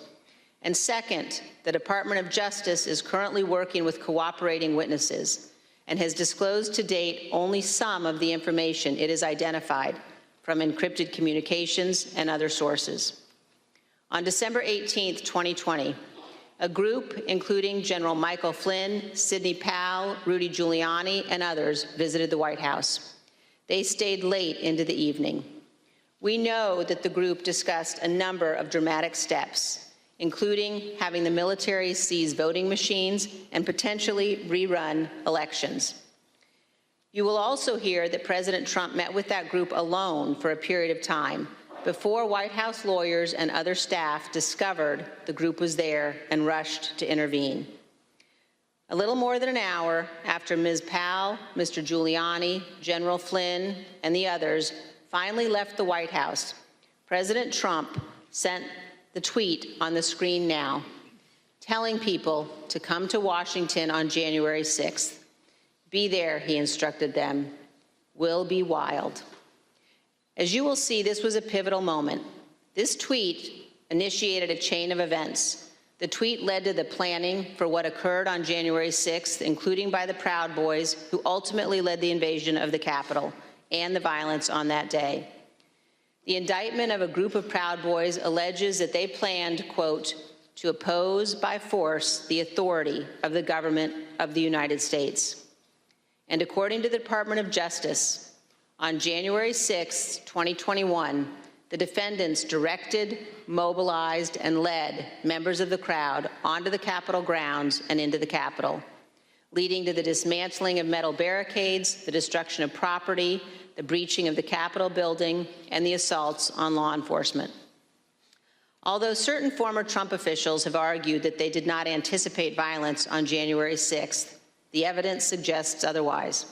As you will see in our hearings, the White House was receiving specific reports in the days leading up to January 6th, including during President Trump's Ellipse rally, indicating that elements in the crowd were preparing for violence at the Capitol. And on the evening of January 5th, the president's close advisor, Steve Bannon, said this on his podcast. All hell is going to break loose tomorrow. Just understand this. All hell is going to break loose tomorrow. As part of our investigation, we will present information about what the White House and other intelligence agencies knew and why the Capitol was not better prepared. But we will not lose sight of the fact that the Capitol Police did not cause the crowd to attack. And we will not blame the violence that day, violence provoked by Donald Trump, on the officers who bravely defended all of us. In our final hearing, you will hear a moment-by-moment account of the hours-long attack from more than half a dozen White House staff, both live in the hearing room and via videotaped testimony. There's no doubt that President Trump was well aware of the violence as it developed. White House staff urged President Trump to intervene and call off the mob. Here is a document written while the attack was underway by a member of the White House staff advising what the president needed to say. Quote, anyone who entered the Capitol without proper authority should leave immediately. This is exactly what his supporters on Capitol Hill and nationwide were urging the president to do. He would not. You will hear that leaders on Capitol Hill begged the president for help, including Republican leader McCarthy, who was, quote, scared, and called multiple members to persuade the president himself. Not only did President Trump refuse to tell the mob to leave the Capitol, he placed no call to any element of the United States government to instruct that the Capitol be defended. He did not call his Secretary of Defense on January 6th. He did not talk to his Attorney General. He did not talk to the Department of Homeland Security. President Trump gave no order to deploy the National Guard that day, and he made no effort to work with the Department of Justice to coordinate and deploy law enforcement assets. But Vice President Pence did each of those things. For example, here is what General Milley, the chairman of the Joint Chiefs of Staff, testified to this committee. There were 2 or 3 calls with Vice President Pence. He was very animated, and he issued very explicit, very direct, unambiguous orders. There was no question about that. And I can get you the exact quotes, I guess, from some of our records somewhere, but he was very animated, very direct, very firm, and to Secretary Miller. Get the military down here, get the Guard down here, put down this situation, etc. By contrast, here is General Milley's description of his conversation with President Trump's Chief of Staff, Mark Meadows, on January 6th. He said, we have to kill the narrative that the Vice President is making all the decisions. We need to establish the narrative that that the president is still in charge and that things are steady or stable or what's that thing. I immediately interpret that as politics, politics, politics. Red flag for me personally, no action, but I remember it distinctly. And you will hear from witnesses how the day played out inside the White House, how multiple White House staff resigned in disgust, and how President Trump would not ask his supporters to leave the Capitol. It was only after multiple hours of violence that President Trump finally released a video instructing the riotous mob to leave. And as he did so, he said to them, quote, "We love you, and you're very special." You will also hear that in the immediate aftermath of January 6th, members of the president's family, White House staff, and others tried to step in to stabilize the situation, quote, to land the plane before the presidential transition on January 20th. You will hear about members of the Trump cabinet discussing the possibility of invoking the 25th Amendment and replacing the President of the United States. Multiple members of President Trump's own cabinet resigned immediately after January 6th. One member of the cabinet suggested that the remaining cabinet officers needed to take a more active role in running the White House and the administration. But most emblematic of those days is this exchange of texts between Sean Hannity and former President Trump's press secretary, Kayleigh McEnany. Sean Hannity wrote, in part, "Key now, no more crazy people, no more stolen election talk. Yes, impeachment and 25th Amendment are real. Many people will quit." Ms. McEnany responded in part, "Love that. That's the playbook." The White House staff knew that President Trump was willing to entertain and use conspiracy theories to achieve his ends. They knew the president needed to be cut off from all of those who had encouraged him. They knew that President Donald Trump was too dangerous to be left alone, at least until he left office on January 20th. These are important facts for Congress and the American people to understand fully. When a president fails to take the steps necessary to preserve our union, or worse, causes a constitutional crisis, we're at a moment of maximum danger for our republic. Some in the White House took responsible steps to try to prevent January 6th. Others egged the president on. Others, who could have acted, refused to do so. In this case, the White House counsel was so concerned about potentially lawless activity that he threatened to resign multiple times. That is exceedingly rare and exceedingly serious. It requires immediate attention, especially when the entire team threatens to resign. However, in the Trump White House, it was not exceedingly rare, and it was not treated seriously. This is a clip of Jared Kushner addressing multiple threats by White House counsel Pat Cipollone and his team of lawyers to resign in the weeks before January 6th. Jared, are you aware of instances where Pat Cipollone threatened to resign? I kind of, like I said, my interest at that time was on trying to get as many pardons done. And I know that, he was always, him and the team were always saying, oh, we're going to resign. We're not going to be here if this happens, if that happens. So I kind of took it up to just be whining, to be honest with you. Whining. There's a reason why people serving in our government take an oath to the Constitution. As our founding fathers recognized, democracy is fragile. People in positions of public trust are duty-bound to defend it, to step forward when action is required. In our country, we don't swear an oath to an individual or a political party. We take our oath to defend the United States Constitution, and that oath must mean something. Tonight, I say this to my Republican colleagues who are defending the indefensible. There will come a day when Donald Trump is gone, but your dishonor will remain. Finally, I ask all of our fellow Americans, as you watch our hearings over the coming weeks, please remember what's at stake. Remember the men and women who have fought and died so that we can live under the rule of law, not the rule of men. I ask you to think of the scene in our Capitol Rotunda on the night of January 6th. There, in a sacred space in our constitutional republic, the place where our presidents lie in state, watched over by statues of Washington and Jefferson, Lincoln and Grant, Eisenhower, Ford, and Reagan. Against every wall that night encircling the room, there were SWAT teams, men and women in tactical gear with long guns, deployed inside our Capitol building. There in the rotunda, these brave men and women rested beneath paintings depicting the earliest scenes of our republic, including one painted in 1824 depicting George Washington resigning his commission, voluntarily relinquishing power, handing control of the Continental Army back to Congress.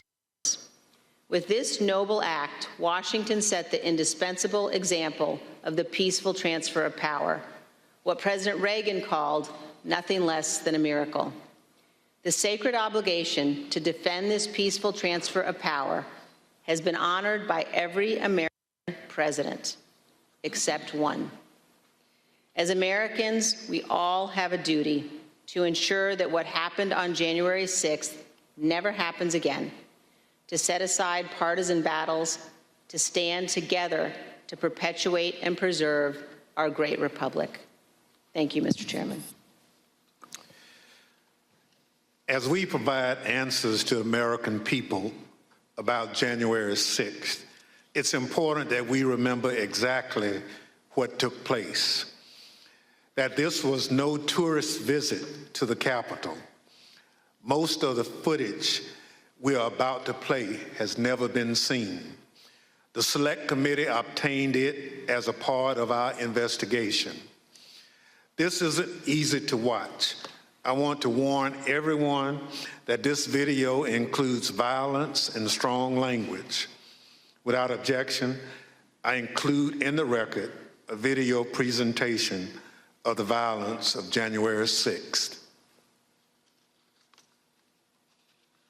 Proud of your boy! Proud of your boy! Proud of your boy! Yeah, just for awareness, be advised, there's probably about 300 Proud Boys. They're marching eastbound in this 400 block of kind of Independence, actually on the mall towards the United States Capitol. I am not allowed to say what's going to happen today because everyone's just going to have to watch for themselves. But it's going to happen. Something's going to happen. Whose streets? Our streets! Whose streets? Our streets! Whose streets? Our streets!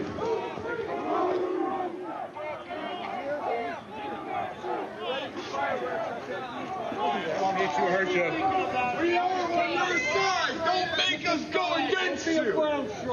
Understand the side. Pick a side. These are our streets. $20 a picture. I hope Mike is going to do the right thing. I hope so. I hope so. Because if Mike Pence does the right thing, we win the election. All Vice President Pence has to do is send it back to the states to recertify. And we become president, and you are the happiest people. Mike Pence is going to have to come through for us. And if he doesn't, that will be a sad day for our country. Because you'll never take back our country with weakness. You have to show strength, and you have to be strong.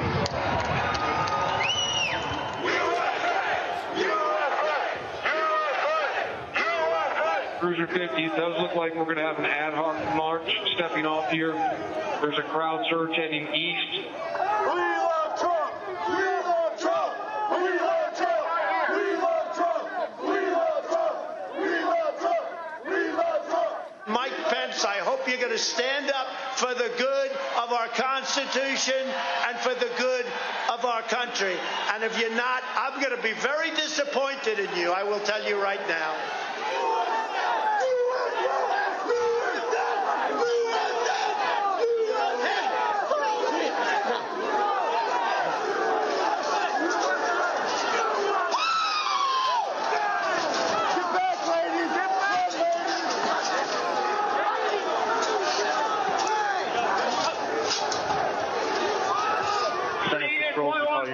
We demand protest. East Circle, breach the line. We need backup.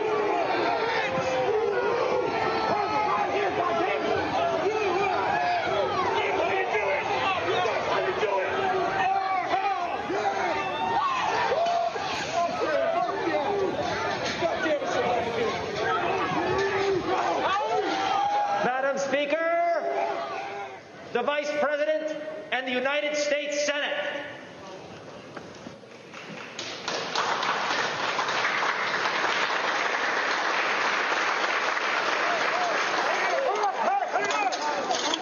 We're going to give riot warnings as soon as the outlet is here. We're going to give riot warnings. We're going to try and get compliance, but this is now effectively a riot. 49 hours declaring it a riot. Cruiser 5 to 50, be advised, Capitol Police 1 advised they're trying to breach and get into the Capitol. 50, I copy.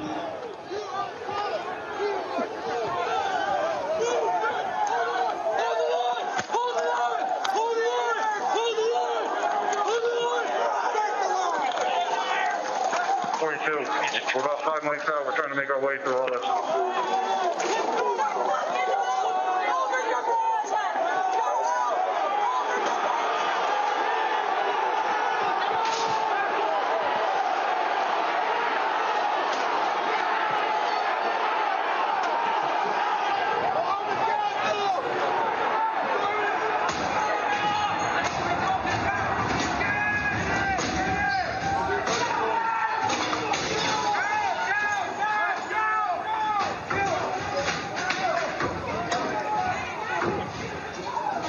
We have a breach of the Capitol!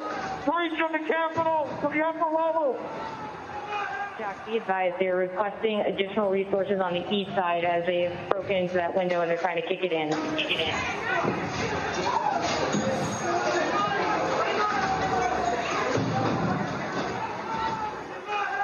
Without objection, the chair declares the House in recess pursuant to Clause 12B of Rule 1. My kids didn't have the courage to do what should have been done to protect our country and our Constitution, giving states a chance to certify a corrected set of facts, not the fraudulent or inaccurate ones which they were asked to previously certify. U.S. demands the truth. Bring out Pence. Bring out Pence. Bring out Pence.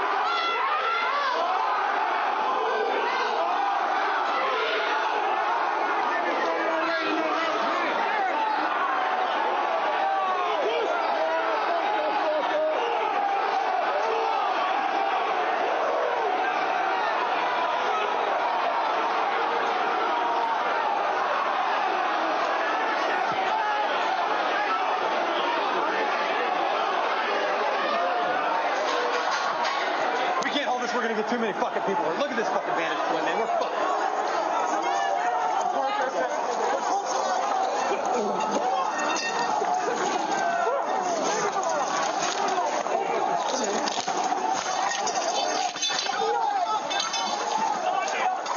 We need an area for the House members. They're all walking over now through the tunnels.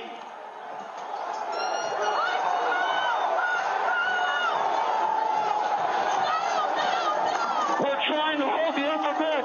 We are trying to hold the upper deck now. We need to hold the doors of the Capitol.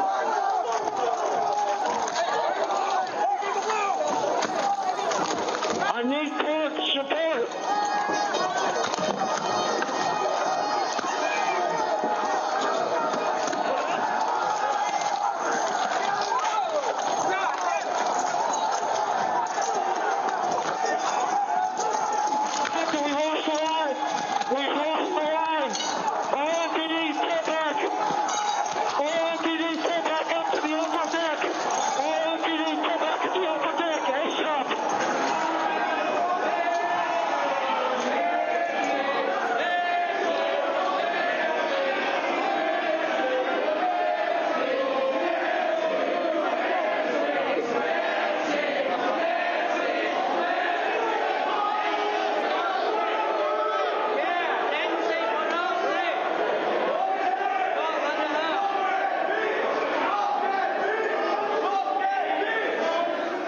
Cruiser 50, be advised that Capitol Police is going to start moving their resources inside. They're going to start the M4 officers first.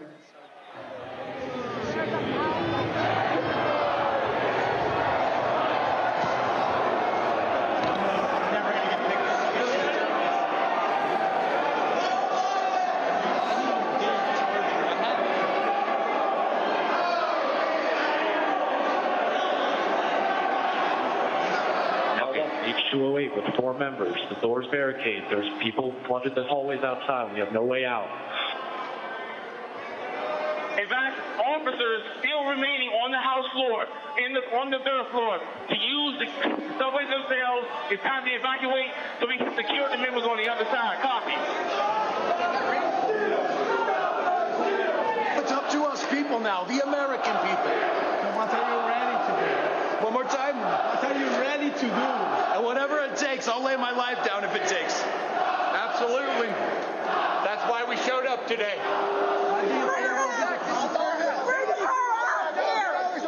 Hey, boys, I'm coming in if you don't bring her out. Fuck you. Shut the bitch. You back up. I have myself on back.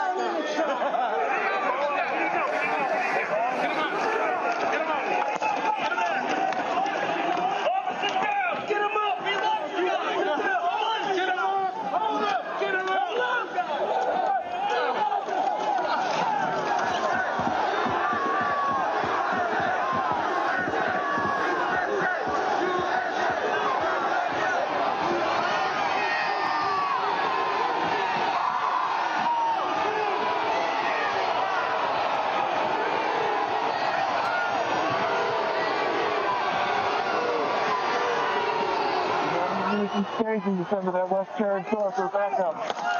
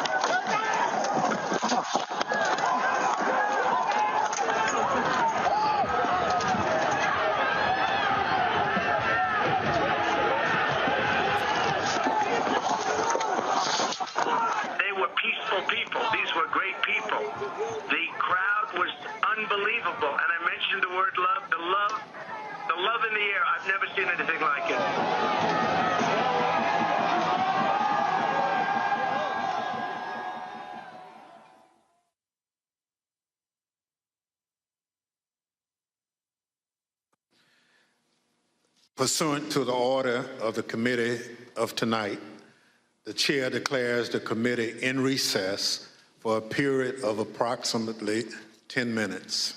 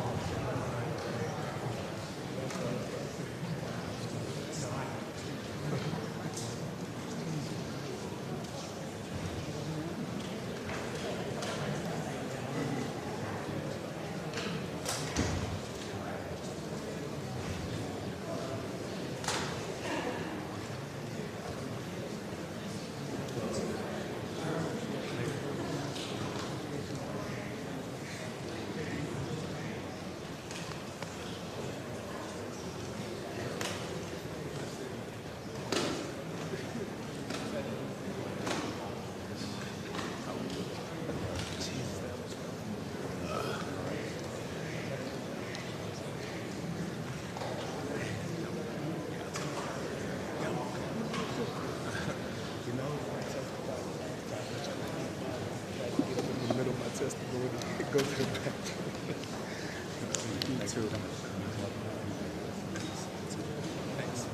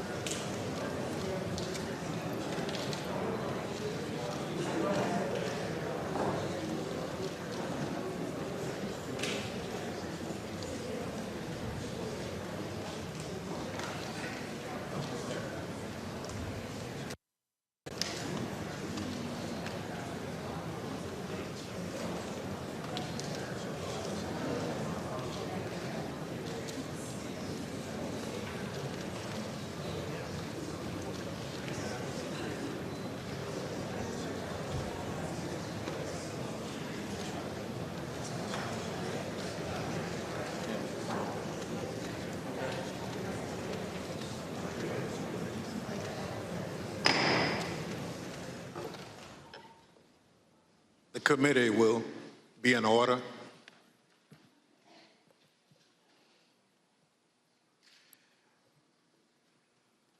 I want to thank our witnesses for being with us this evening to share their firsthand accounts of that terrible day. I know that some of the witnesses from our first hearing are in the room with us, along with some of the family members, friends, and widows of the officers who lost their lives as a result of the attack. Thank you all for being here for us and the American people. Officer Carolyn Edwards has been with the United States Capitol Police since 2017. On January 6th, Officer Edwards was assigned to the First Responder Unit, which serves as the first line of defense at the Capitol complex. She also served as a member of the Civil Disturbance Unit, a special subset of the Uniformed Division trained to respond to mass demonstration events. Officer Edwards is a graduate of the University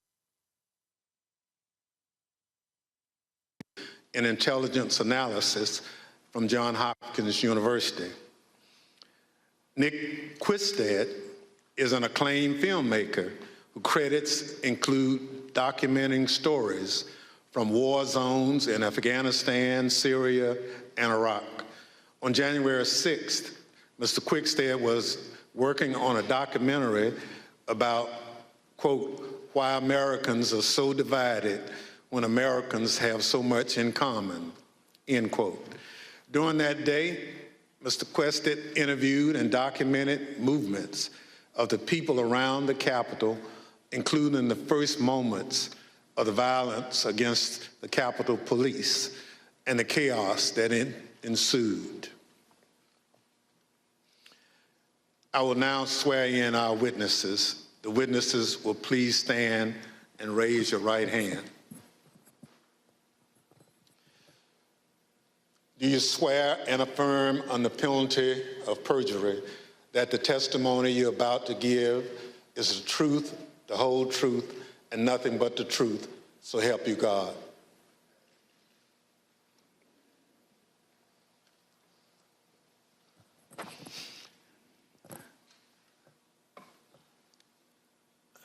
Let the record reflect the witnesses answered in the affirmative.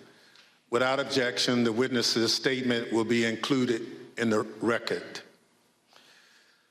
Pursuant to Section 5C8 of House Resolution 503, I recognize myself for questioning.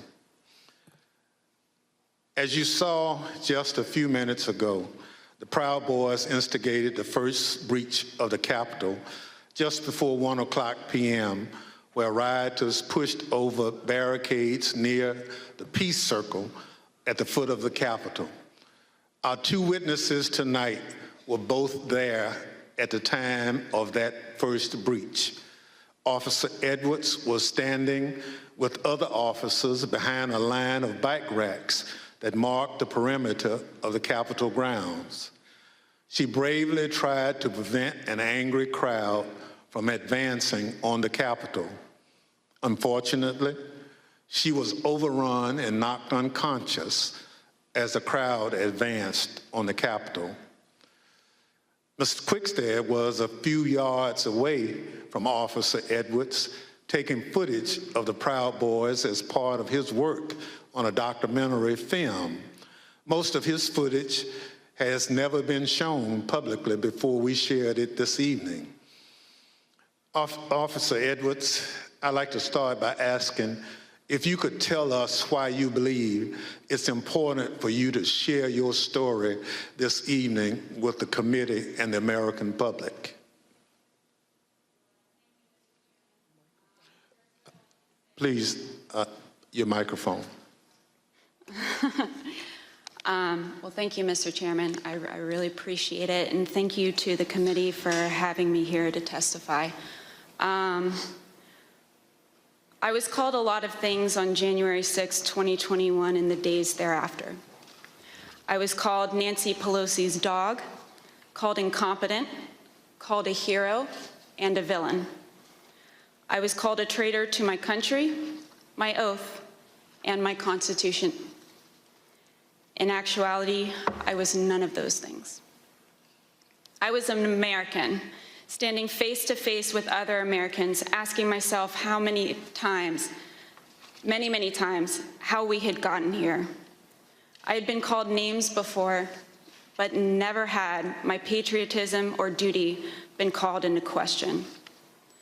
I, who got up every day, no matter how early the hour or how late I got in the night before, to put on my uniform and to protect America's symbol of democracy.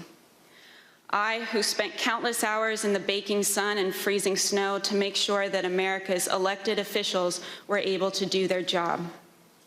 I, whose literal blood, sweat, and tears were shed that day defending the building that I spent countless holidays and weekends working in. I am the proud granddaughter of a Marine that fought in the Battle of the Chosin Reservoir in the Korean War. I think of my papa often in these days, how he was so young and thrown into a battle he never saw coming and answered the call at a great personal cost. How he lived the rest of his days with bullets and shrapnel in his legs, but never once complained about his sacrifice. I would like to think that he would be proud of me, proud of his granddaughter that stood her ground that day and continued fighting, even though she was wounded, like he did many years ago. I am my grandfather's granddaughter, proud to put on a uniform and serve my country. They dared to question my honor. They dared to question my loyalty. And they dared to question my duty. I'm a proud American, and I will gladly sacrifice everything to make sure that the America my grandfather defended is here for many years to come. Thank you. Officer Edwards, your story and your service is important, and I thank you for being here tonight. Ms. Quickstead, I also like to ask you to introduce yourself. Can you tell us how you found yourself in Washington, D.C. on January 6th, 2021? Good evening, Chair and Madam Vice Chair. Thank you for the introduction. As stated, in the winter of 2020, I was working on a documentary. As part of that documentary, I filmed several rallies in Washington, D.C. on December the 11th and December the 12th, and I learned there would be a rally on the Mall on January 6th. So my three colleagues and I came down to document the rally. According to the permit of the event, there was going to be a rally at the Ellipse. We arrived at the Mall and observed a large contingent of Proud Boys marching towards the Capitol.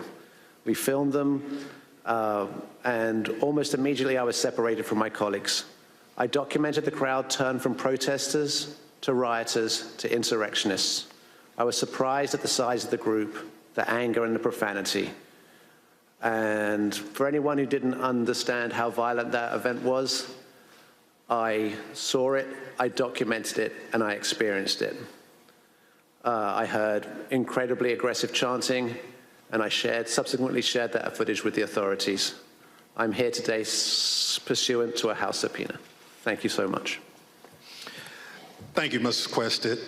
The Select Committee has conducted extensive investigative work to understand what led the Proud Boys and other rioters to the Capitol on January 6th.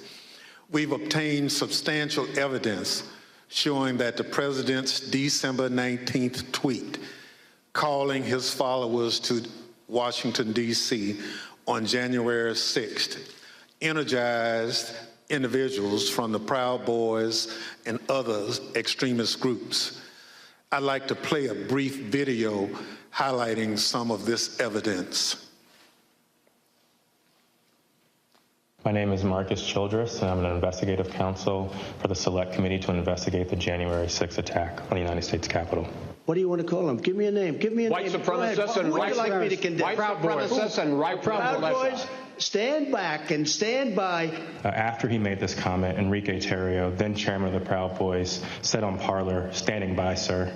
During our investigation, we learned that this comment during the presidential debate actually led to an increase in membership from the Proud Boys. Would you say that Proud Boys members increased after after the stand back, stand by comment?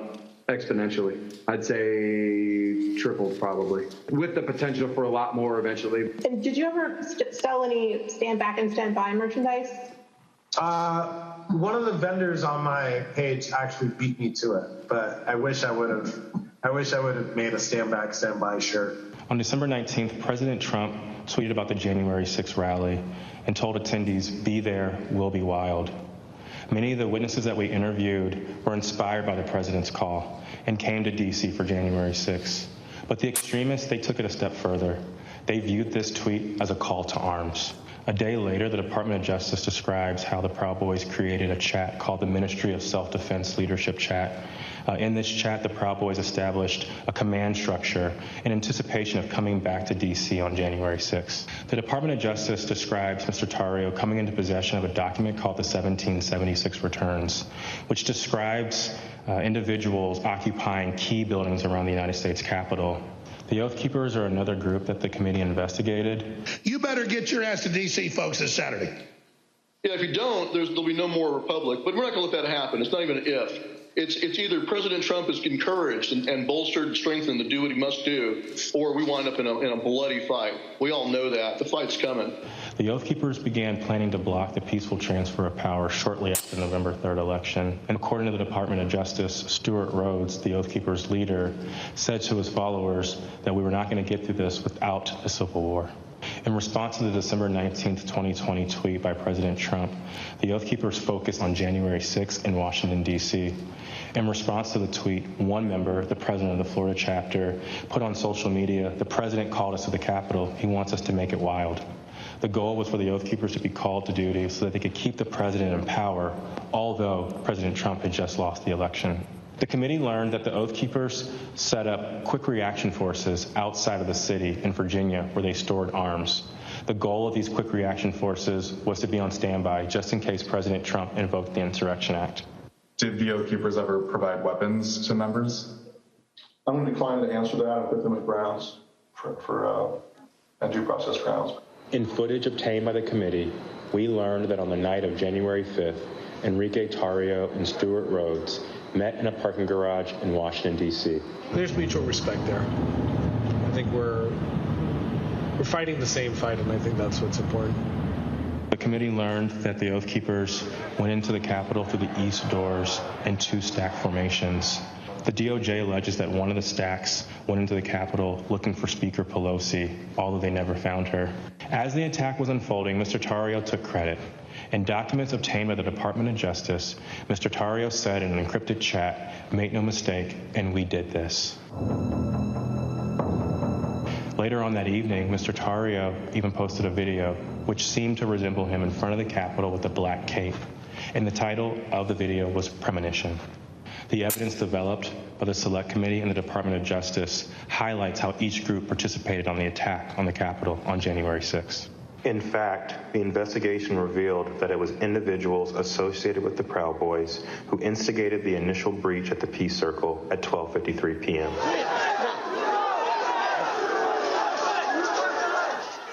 Within 10 minutes, rioters had already filled the Lower West Plaza. By 2 o'clock, rioters had reached the doors on the West and the East Plazas. And by 2:13, rioters had actually broken through the Senate wing door and gotten into the Capitol building. A series of breaches followed. At 2:25 p.m., rioters breached the east side doors to the Rotunda.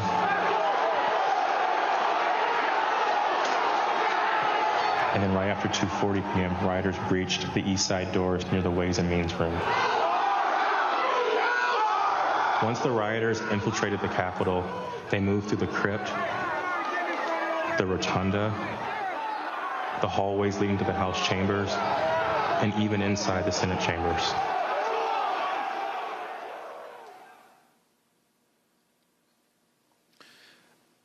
Individuals associated with two violent extremist groups have been charged with seditious conspiracy in connection with the January 6th attack. One is the Oath Keepers. They are a group of armed anti-government extremists. The other group is the Proud Boys. They promote white supremacist beliefs and have engaged in violence with people they view as their political enemies. Members of both groups have already pled guilty to crimes associated with the January 6th attack. Mr. Quested, as part of the documentary you've been filming, you gained access to the Proud Boys and their leader, Enrique Tarrio. Your crew filmed them in Washington, D.C. on the evening of January 5th and then on January 6th. On January 5th, the night before the attack, you were with the head of the Proud Boys, Mr. Tarrio, in Washington, D.C. on the evening of January 5th and then on January 6th. On January 5th, the night before the attack, you were with the head of the Proud Boys, Mr. Tarrio, in Washington, D.C. What happened? Some extra capacity magazines, and he took responsibility for the burning of the Black Lives Matter flag that was stolen from the church on December the 12th. We were attempting to get an interview with Mr. Tarrio. We had no idea of any of the events that were going to subsequently happen. On December the 12th. We drove him to pick up his bags from the property department of the police, which is just south of the mall. We picked up his bags and went to get some other bags from the Phoenix Hotel, where we encountered Mr. Stuart Rhodes from the Oath Keepers. By the time I'd gone to park the car, my colleague was saying, who'd got into the car with Mr. Tarrio, that they had moved to a location around the corner, the parking garage of the Hall of Legends, I believe.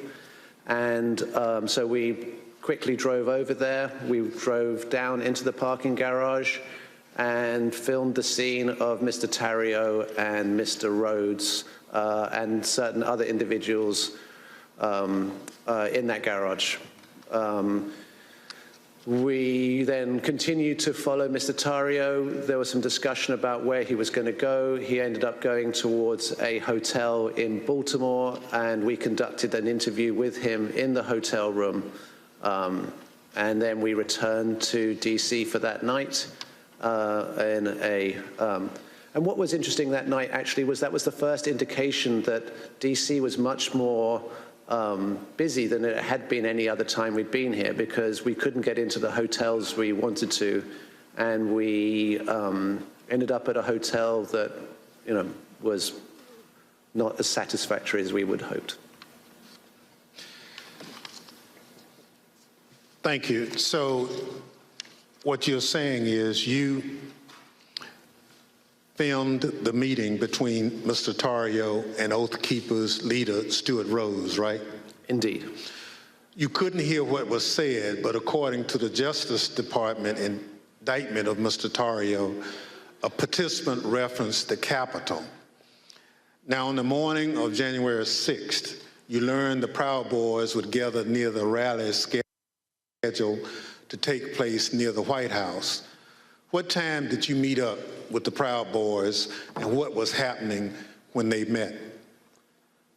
We met up with the Proud Boys somewhere around 10:30 a.m., and they were starting to walk down the mall easterly direction towards the Capitol. There was a large contingent, more than I had expected, and I was confused to a certain extent why we were walking away from the president's speech, because that's what I felt we were there to cover.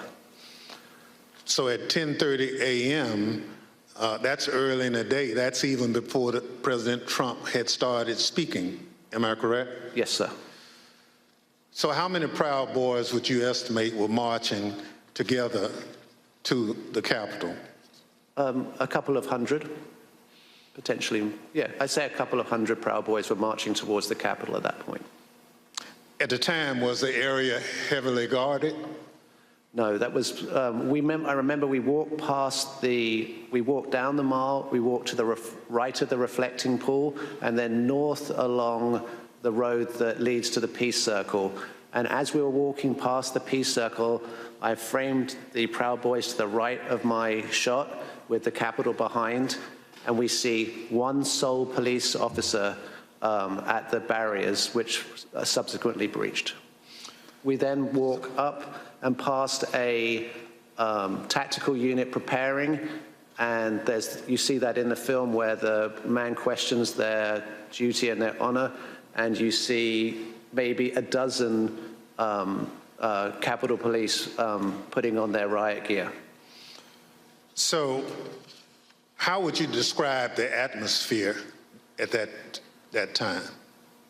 The atmosphere it seemed to be much darker. I make efforts to create a familiarity between myself and my subjects to make them feel comfortable. And the atmosphere was much darker this day than had been in these other days.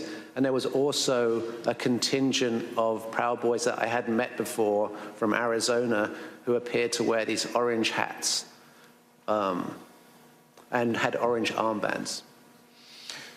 So when the Proud Boys went back down the hill to the Peace Circle, did a larger crowd start together?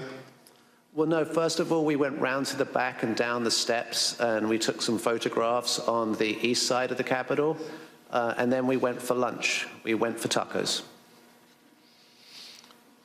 So, Mr. Quested, you're a journalist, so you are careful to stick to things that you have observed.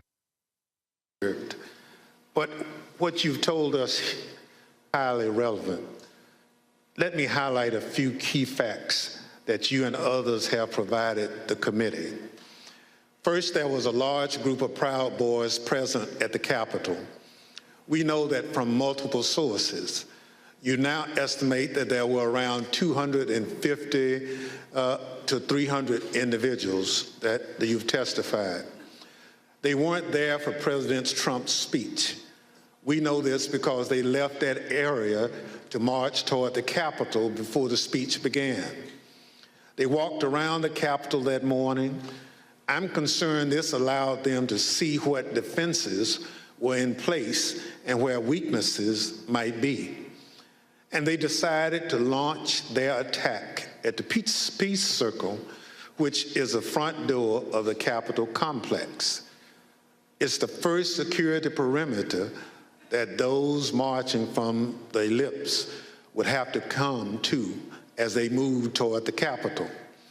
The Peace Circle walkway was always where the thousands of angry Trump supporters would arrive after President Trump sent them from the ellipse.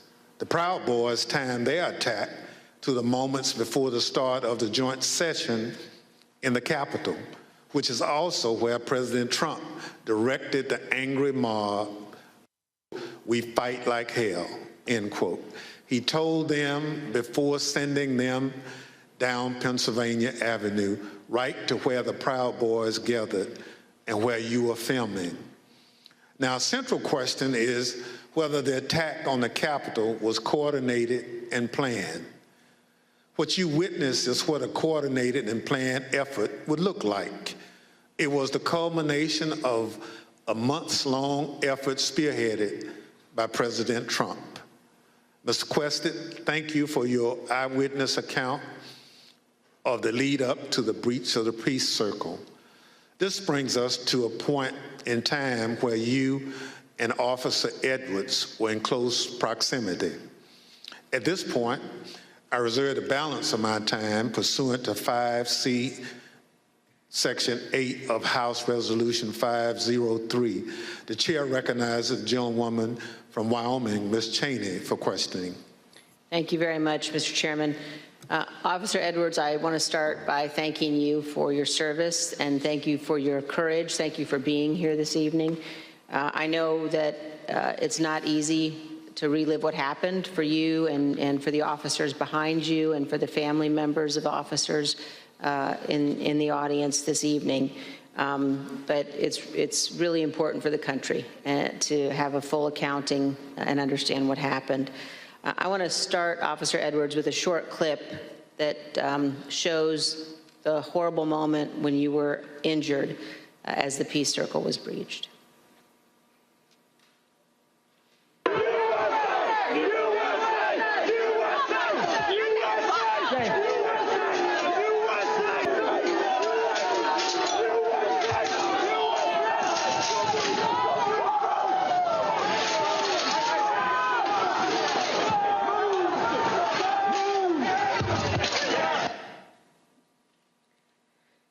Officer Edwards, can you describe the crowd that had assembled at the Peace Circle as you and your fellow officers stood behind and guarded the bike racks at the Peace Circle? Yes, so there were about, I want to say about 5 of us on that line. And there was our bike rack, and then at the bottom of the Pennsylvania Avenue walkway, or right by Peace Circle, there was another bike rack. And so the crowd had kind of gathered there. It was the crowd led by Joseph Biggs, and they were mostly in civilian clothes. There were some who had military fatigues on. We could see people with bulletproof vests on, things like that. They didn't seem, extremely cohesive, but they had gathered there in their outfits, but they had gathered there together, and Joseph Biggs started, he had a megaphone, and he started talking about, first it was things kind of relating to Congress, and then the tables started turning once the, what is now the Arizona group is what you said, the crowd with orange hats, they came up chanting F-U-C-K, Antifa, and they joined that group. And once they joined that group, Joseph Biggs' rhetoric turned to the Capitol Police. He started asking us questions like, you didn't miss a paycheck during the pandemic, mentioning stuff about our pay scale was mentioned, and started turning the tables on us. And I've worked, I can conservatively say probably hundreds of civil disturbance events. I know when I'm being turned into a villain, and that's when I turned to my sergeant and I stated the understatement of the century. I said, Sarge, I think we're gonna need a few more people down here.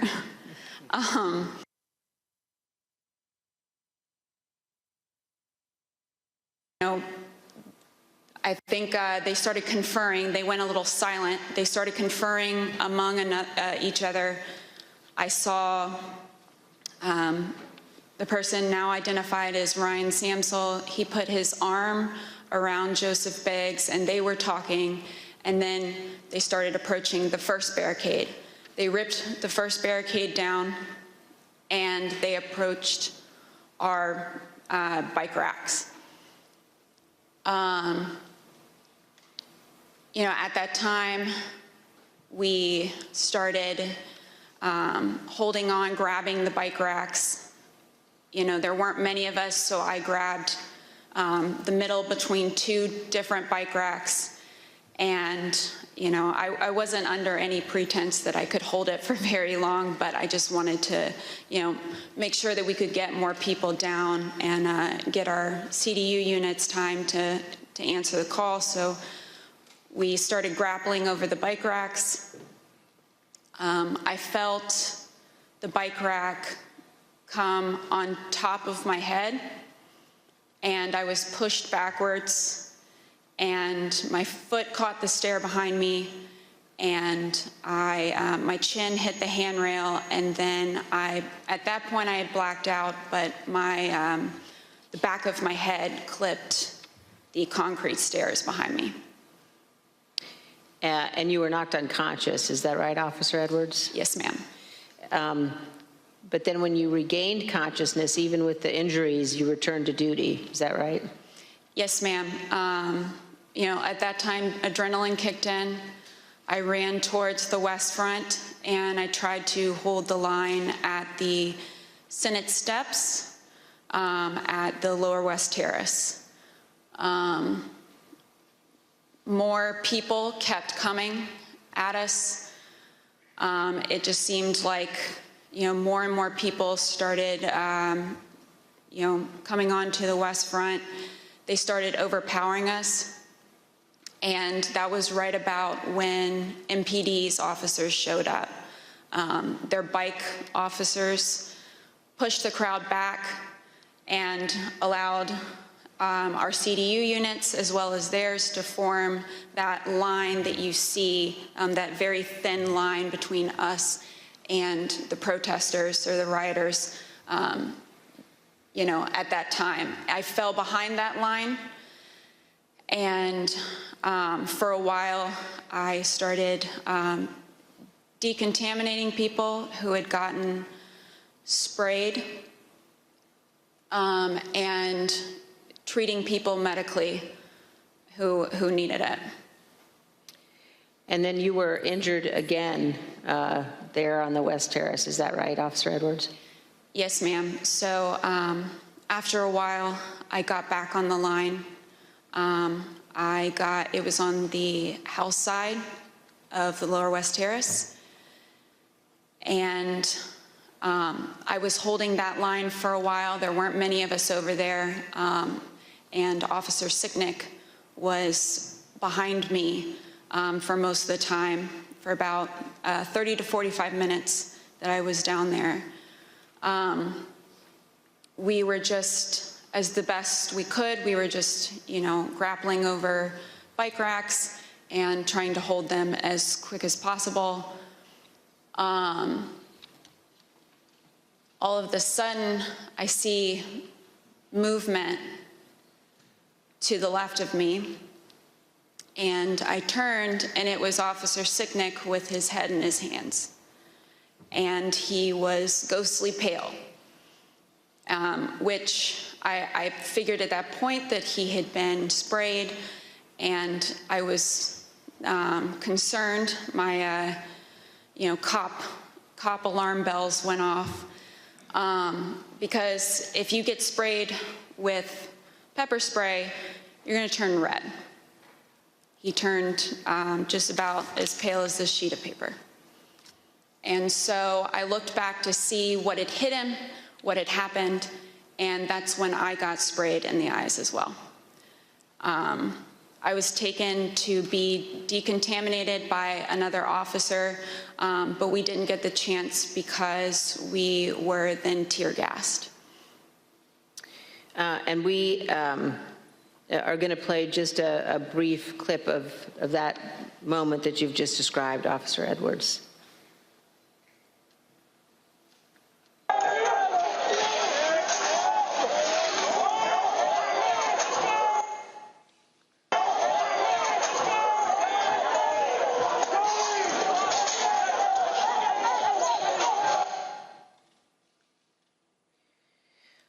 Officer Edwards, I just want to thank you for being here. And I know, again, how difficult it is. I know the family of Officer Sicknick as well, who's here tonight.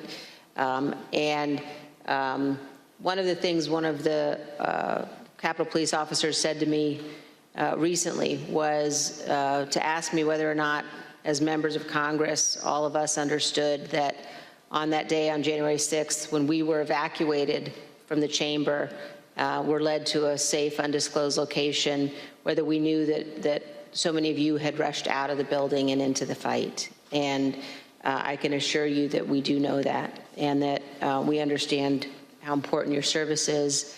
Thank you for your continued work with our committee and the interviews, and thank you very much for both of you for being here this evening. Mr. Chairman, I yield back. Thank you very much. Ms. Edwards, can you give us one memory of that awful day that stands out most vividly in your mind? I can. That time when I talked about falling behind MPD's line, I remember because I had been kind of shielded away because I was holding those stairs, so I wasn't able to really see what was going on over here. When I fell behind that line and I saw, I can just remember my breath catching in my throat because what I saw was just a war scene. It was something like I'd seen out of the movies. I couldn't believe my eyes. There were officers on the ground, you know, they were bleeding, they were throwing up, they were, you know, they had, I mean, I saw friends with blood all over their faces. I was slipping in people's blood. You know, I was catching people as they fell. You know, it was carnage. It was chaos. I can't even describe. Never in my wildest dreams did I think that as a police officer, as a law enforcement officer, I would find myself in the middle of a battle. You know, I'm trained to detain, you know, a couple of subjects and handle a crowd, but I'm not combat trained. And that day, it was just hours of hand-to-hand combat, hours of dealing with things that were way beyond any law enforcement officer has ever trained for. And I just remember that moment of stepping behind the line and just seeing the absolute war zone that the West Front had become.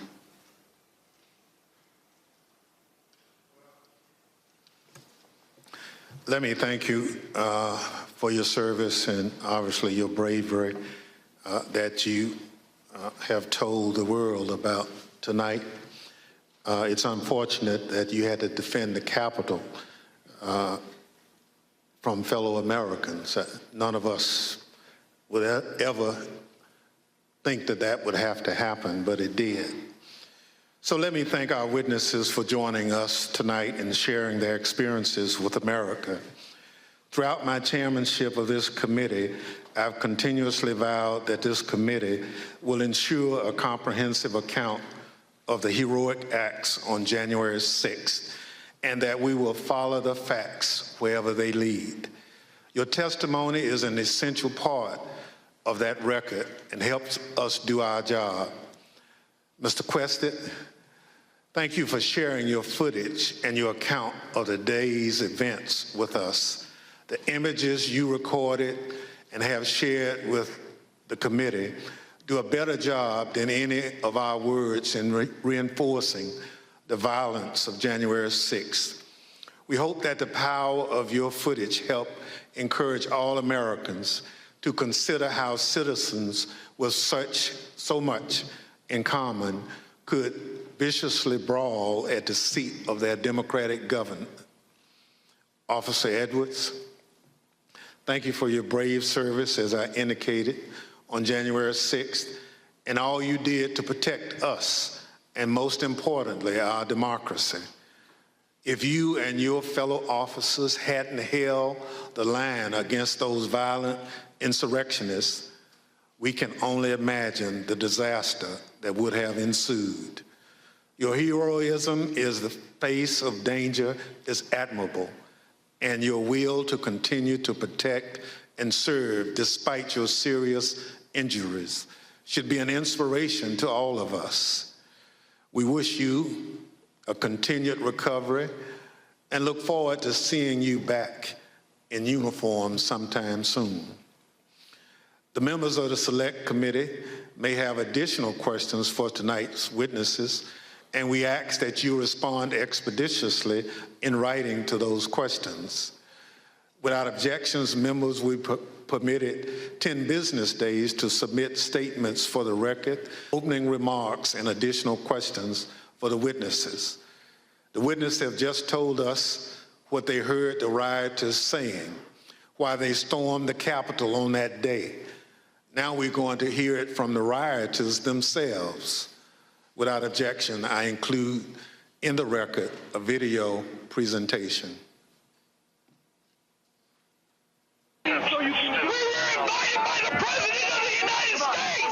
What really made me want to come was the fact that, you know, I had supported Trump all that time. I did believe, you know, that the election was being stolen, and Trump asked us to come. He personally asked for us to come to D.C. that day. And I thought, for everything he's done for us, if this is the only thing he's going to ask of me, I'll do it. We're going to walk down to the Capitol. Did you recall President Trump mentioning going to the Capitol during his speech? Oh, yeah. So that's one of my disappointments. He said he was going to go with us, that he was going to be there.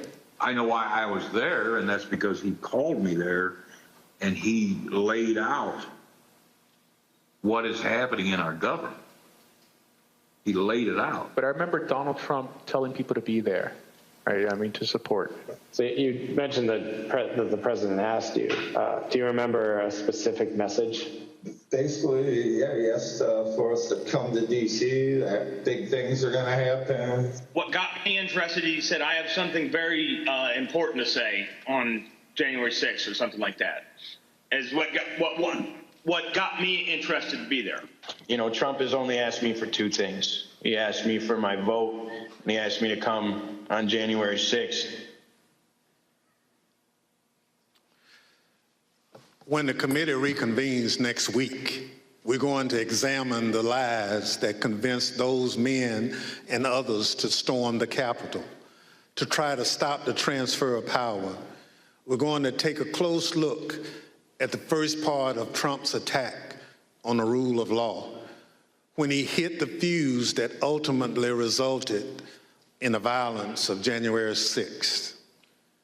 Without objection, and with that, the committee stands adjourned.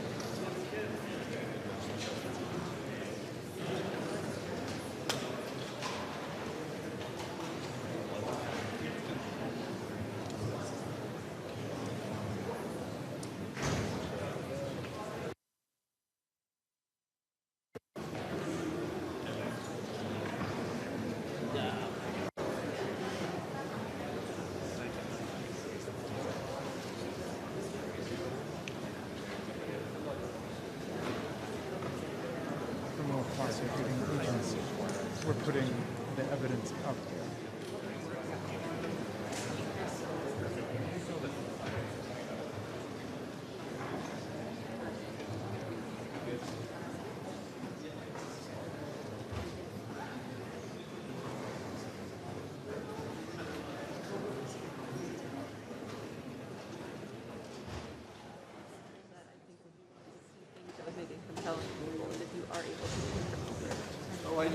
I'm sorry. If you are able to present evidence of a crime, that's one of the things that I think would be most compelling to people. Yes. You want to be compelling, so. No, we just want to tell the truth. We're just trying to get the facts out. So but there was evidence of dozens of crimes shown tonight. And there have been more than 800 prosecutions brought. So unfortunately, this is a cesspool of criminal activity that is staring America in the face. Thank you.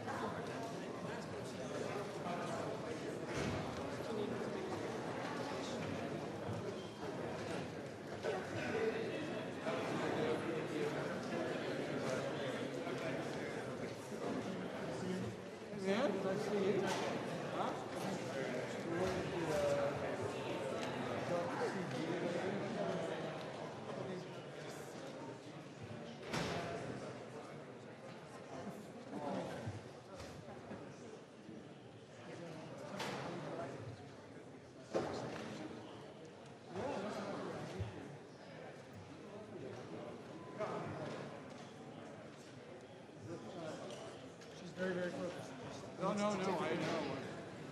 All right, man, thanks again. No, I'll go back to back in here Monday.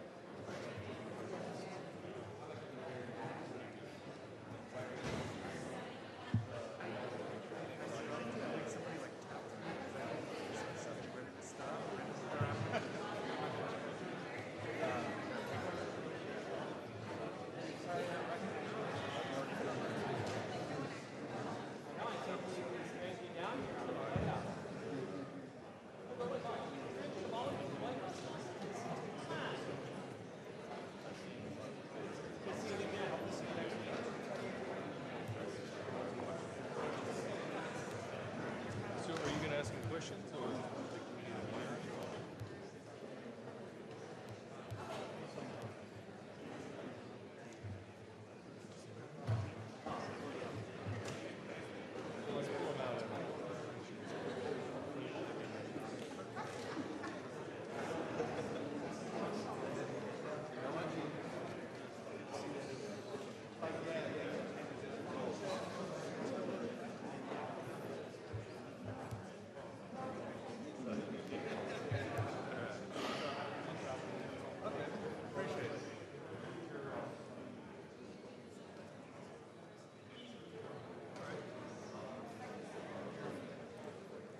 I'm glad we put this signature.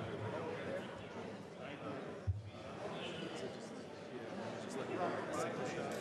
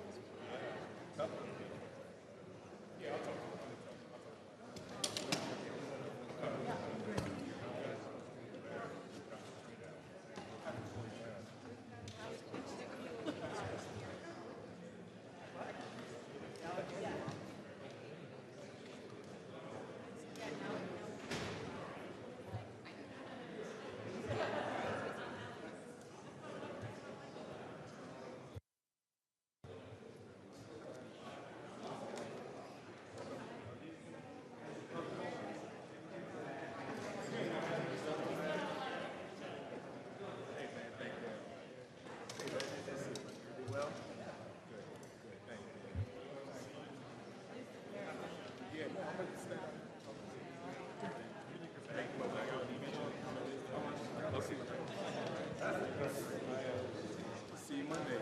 Yes, sir. I got off tomorrow. Lucky. I know because I'll be here Saturday, Sunday. I know. Good seeing you. Right. Thank you, guys. Not for that. Not for this. Yeah.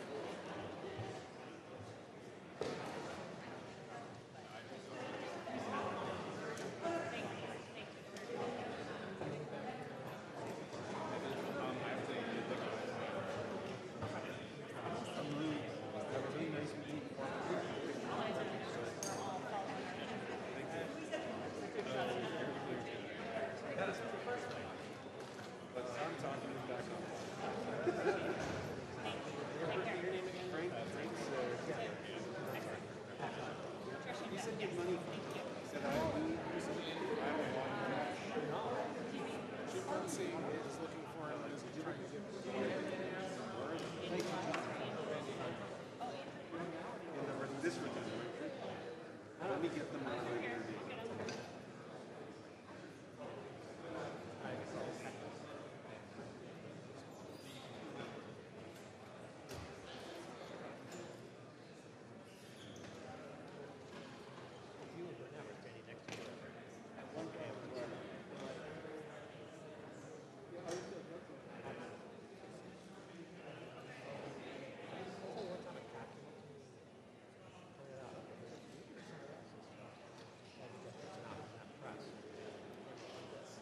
Oh, really? What was it like? It was some, I don't know, some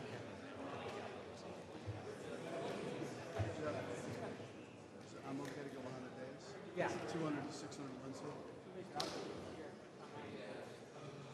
They're good. I'm okay to go 100 days. Yeah, go ahead. No, leave that here. Leave it here. Let's find it. Let's put it up here at top.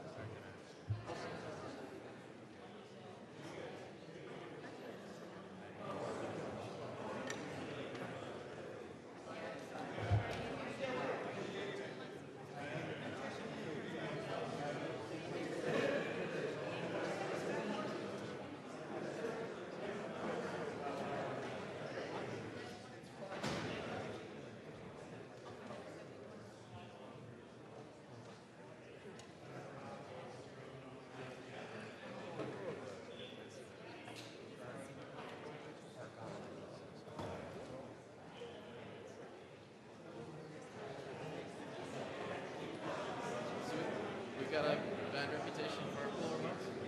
Oh, do we? No, yesterday in the office you said it was That's pulling legs. But I think it worked okay tonight. I haven't heard any complaints.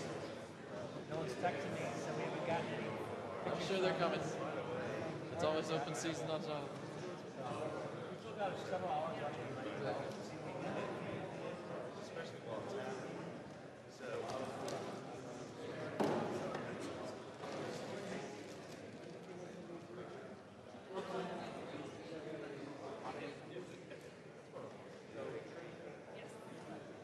Just now, you know Rich Martin. Yeah, he was on.